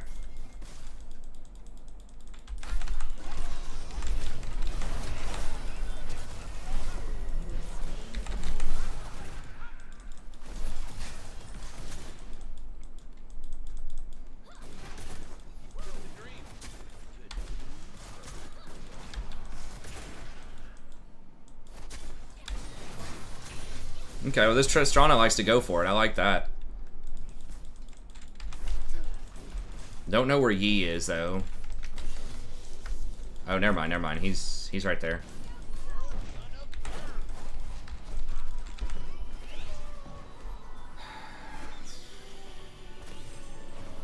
But yeah, I like Rakan a lot because he's so versatile. There's so many different types of items you can get with him usually. So it's just like, he'll just kind of always find a way. And he's a really good blend of offense and defense. So like, it's really hard to gank Rakan in lane. And then he can engage, he can get out if your team doesn't follow up. He has pretty reasonable scaling with his shields, like a 1.6 AP ratio with 280 base. So he's just the most versatile champ that's like pretty good at everything. He may not be the best, depending on the meta, at some specific things, right? Like you could say, all right, maybe like Leona and Rel are better at engaging, and they're like tankier, but like he's still pretty damn good at most things.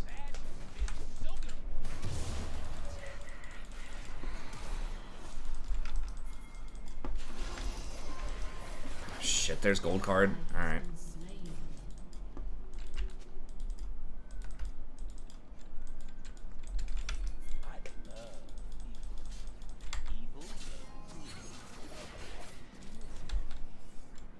Feel like we're gonna get hustled here. I feel like he knows. They probably had it warded.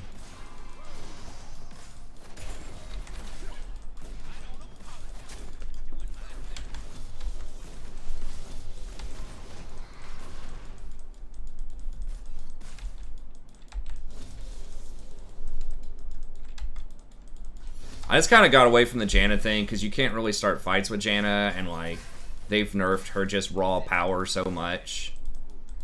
If I had to play an enchanter, I probably would favor Lulu right now.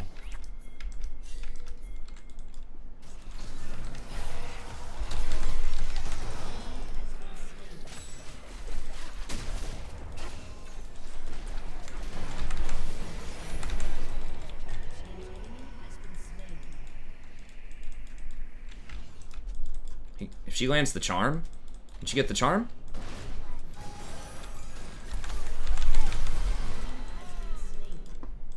Okay, Triss got us covered. This Triss is playing pretty well. I would not run Ignite Exhaust. I mean, yeah, you could, but his flash is still just so good with his ult, like...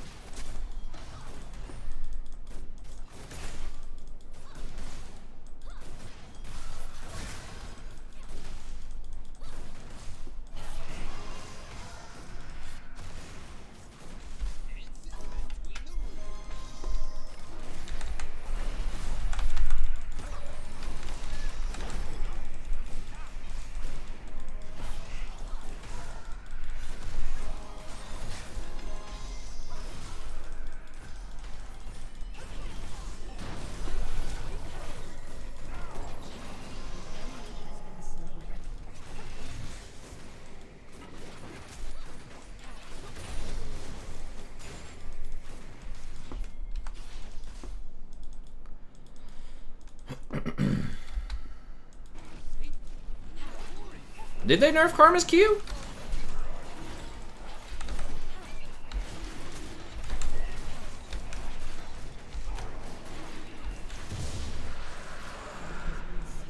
Did they nerf it this patch? I can't remember, but good. I mean, she needs some buffs. Like, that shield breaker item can actually be pretty damn good against her now. They're changing it to be like a grievous wounds, both proactively and retroactively. Actually, let me go ahead and get boots. Boots are pretty good on Rakan. Especially because I'm just about to hit my ult and I want that 20 ability haste. Janna's okay. She's like 50 or 51. But yeah, she's definitely a lot worse than she was. There are a lot of engaged champs out there. I just think that Lulu's just better. If you're just wanting a high scaler, like Lulu just works with the kind of environment that's out there right now. Like, good at buffing up hyper carries, good at helping your, you know, OP bruiser champs get in the fight and stay in the fight, like your Darius's, your Garen's, your Nars. And she has really good scaling. And her ultimate gets around grievous wounds, which is very handy.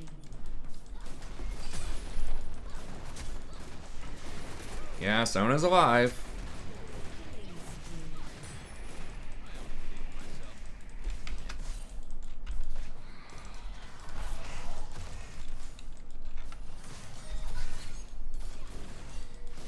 No. TF, TF, TF, TF, TF.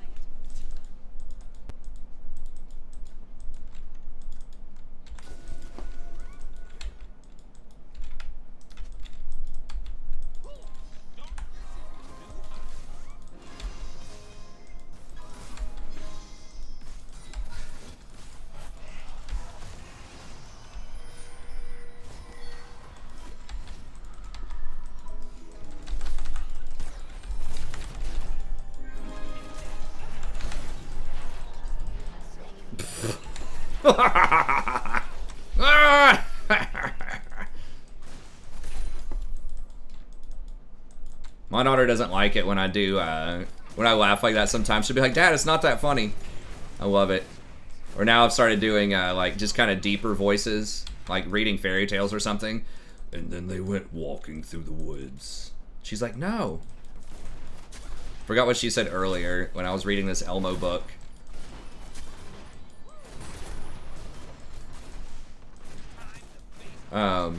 She said, I don't remember. It was something like, I want the happy version or something, something like that.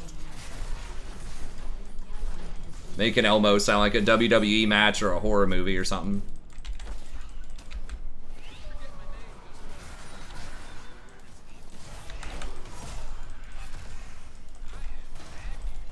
Nah. Okay. I feel like someone's here.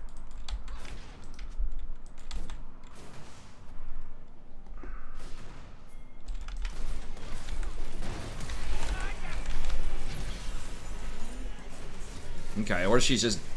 Alright, bruh. Doing the right thing can be boring.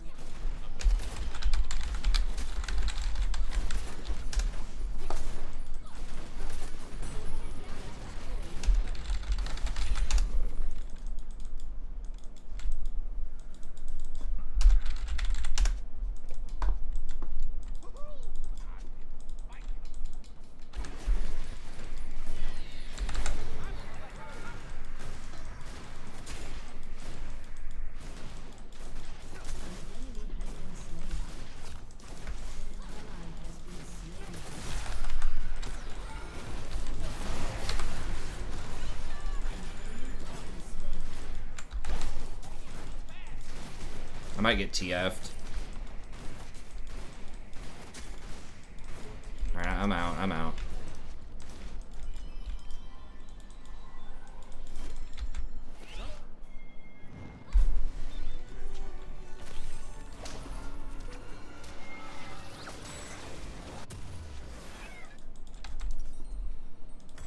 I'm not sticking around for that.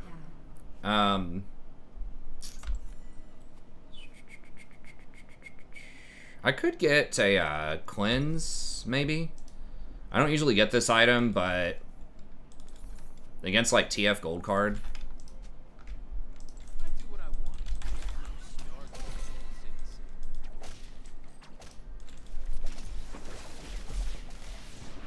sin. Building meme Senna. Yeah.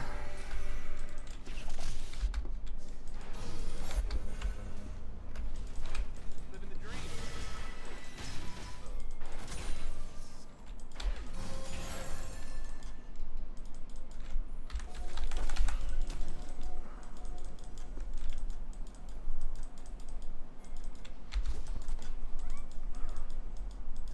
Turret plating will soon fall. Gonna burn.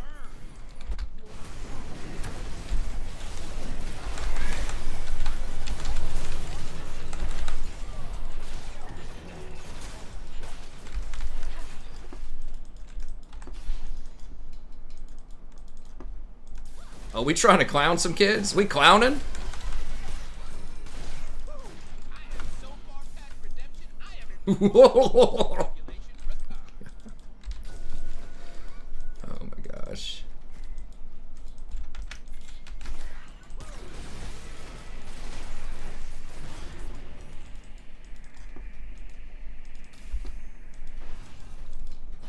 Just take everything you can, like get all the resources you can for free.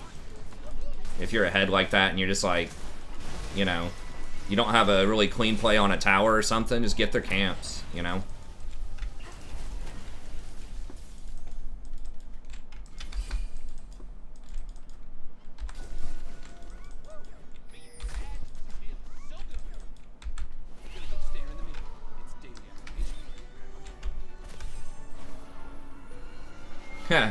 Yeah, I like Rakan too, he's fun. Some people think he's too yappy. I've had people say before, I don't like him, he just talks so much, but...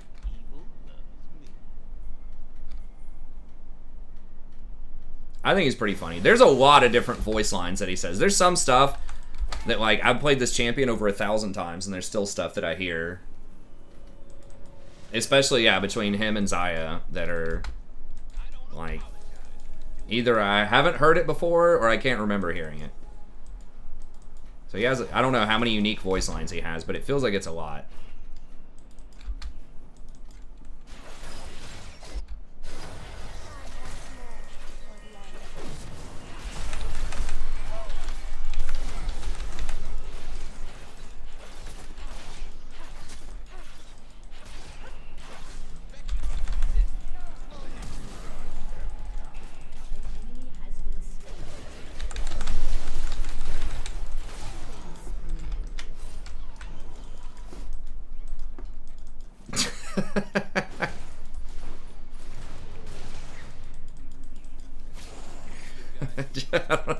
I don't know why I love that emote so much with the confused looking frog.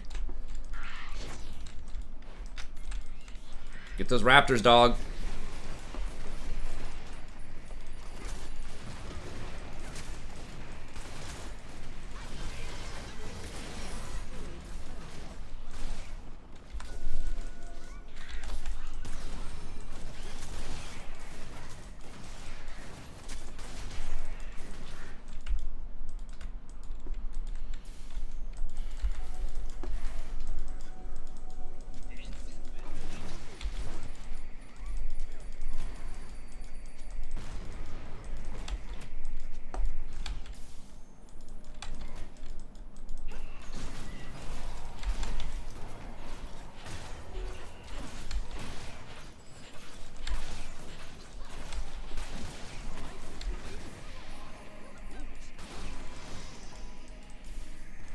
What can we get?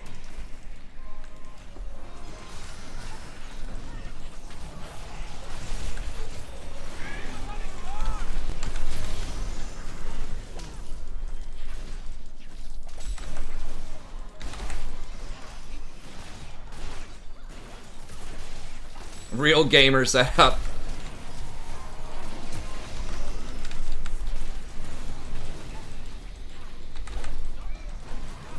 Oh god. I don't know about that one. I guess at least Sona got it. Real gamer setup.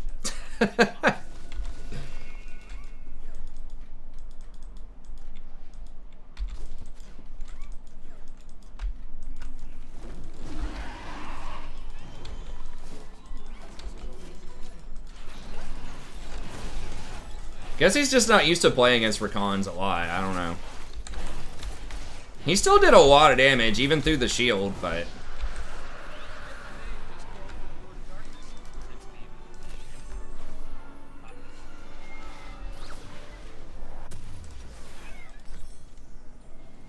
Alright, this is the rare double active, so I gotta remember...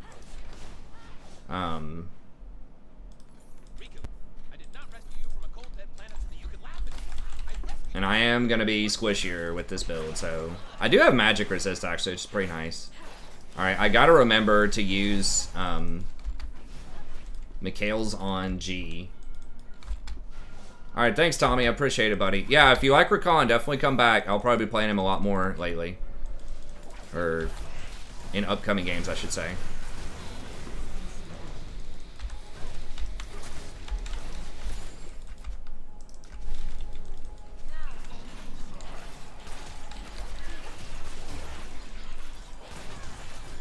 Got them keyboards up, boys. Keyboard warriors.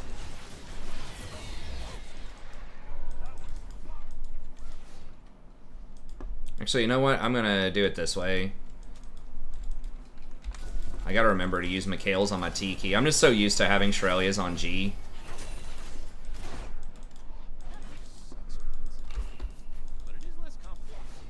Even though in the past I have used it on... I just gotta be more careful.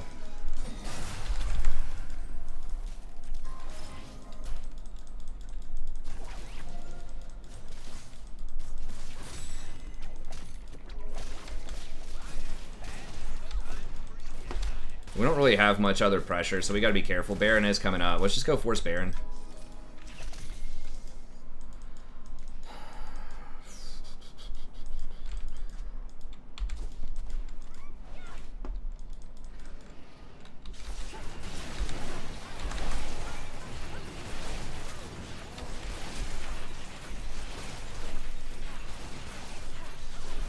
I don't know where he went.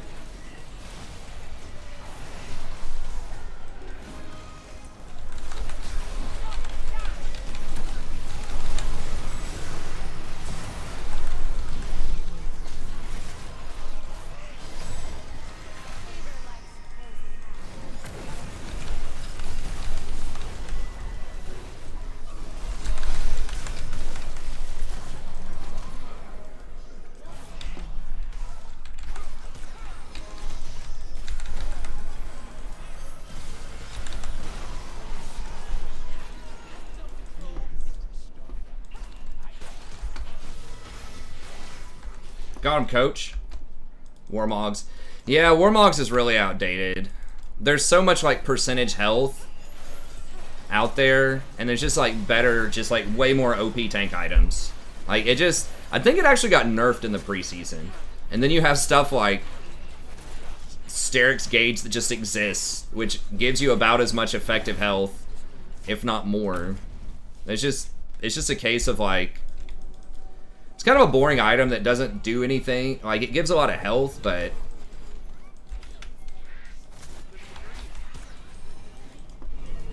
Unleashing those raptors, dog. Get them chickens. Yeah, you're right. I think that Sejuani might build it, but she's like super off meta right now, so just there's so many other items where it's like, why build a tank item when you can build a tank item that also kills everybody, you know? You've got like Gore Drinker, Sterix, Stride Breaker, I don't know, the list just goes on and on. Even like Black Cleaver.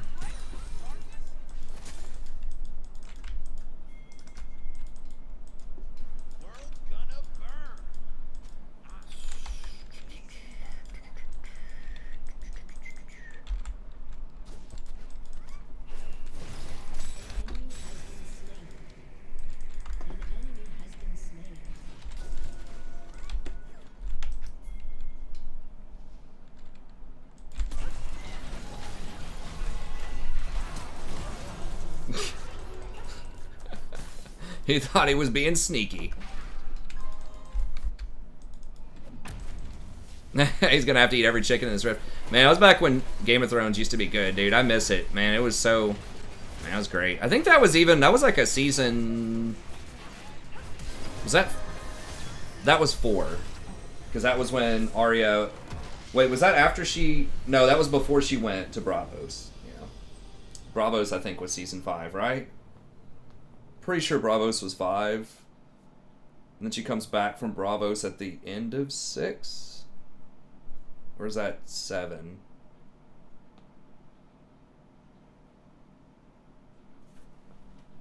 I don't know, but yeah, I think it was season 4. Yeah, that was awesome. I really, you know, there were a lot of good things that the show did that were adaptations from the book. I think there were a lot of things they did not do well down the stretch, but I think that, like, you know, for the first, like, 4 seasons, you know, definitely most of their adaptations, I think, were pretty good. Like, I liked how they waited on Cold Hands a little bit, and they had, like, the, they featured, like, the mutiny of the Night's Watch. They like blended part of that where Bran was at the mutiny and then Jon came up and I think he wasn't originally there, like, and they introduced that one bad guy, the main mutineer guy, who was actually like, you know, like a pretty decent, you know, pretty decent villain. So I think that, like, that was pretty good. The Lady Stoneheart thing is kind of whatever. At first I wanted her in there, then I wasn't sure. So I think there were definitely some things that they did well. They did not do the pirates well. They did not do Dorne well.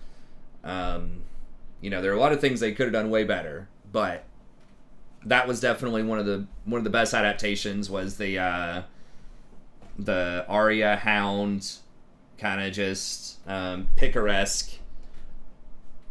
They're just running around, you know, doing adventures. They could have done an entire just show about them, I think, and people would have watched it. Arya and the Hound. It could have been its own spinoff, like, for sure. That was great. I'd watch it. Just, you know, 5 seasons of them walking around in the middle of, you know, all of this chaos, dealing with some of these little things going on. I mean, like, with the material in that show, they could have gone forever. You know, they could have gone like 50 episodes or more. You know, a huge problem though, or you have to eventually end shows like that and try to do spin-offs or recast people or something, is you have to keep giving the main cast raises as the show gets like super popular. That's it for the games, by the way. I'm just kind of chatting here at the end. We'll be back tomorrow. But everyone wants to get paid like $1 billion by the end of the show. And then you have to go, like, I feel like there's always this pressure to amp up the special effects, and you just have to start spending more and more and more money as a lot of shows as they mature, and eventually it just becomes to a point where it just doesn't make a lot of financial sense. And then some of the actors, you know, want to leave and like pursue other projects and things like that. And sometimes people just like get kind of old for a role, you know, like with Arya and Bran, you know, they've been on that show for like 8 years. They weren't too old to do it, but you know, it's just got a different vibe to it. So I don't know. I think that they could have done 10 clean seasons, potentially with the sequel. And they are doing a prequel, but yeah, that scene was awesome. I loved it. I loved how the Hound, they really like changed the Hound around to be like, you know, this dark character that you didn't really like at the beginning. Then he became kind of this likable guy. Then he became kind of a joke at the end.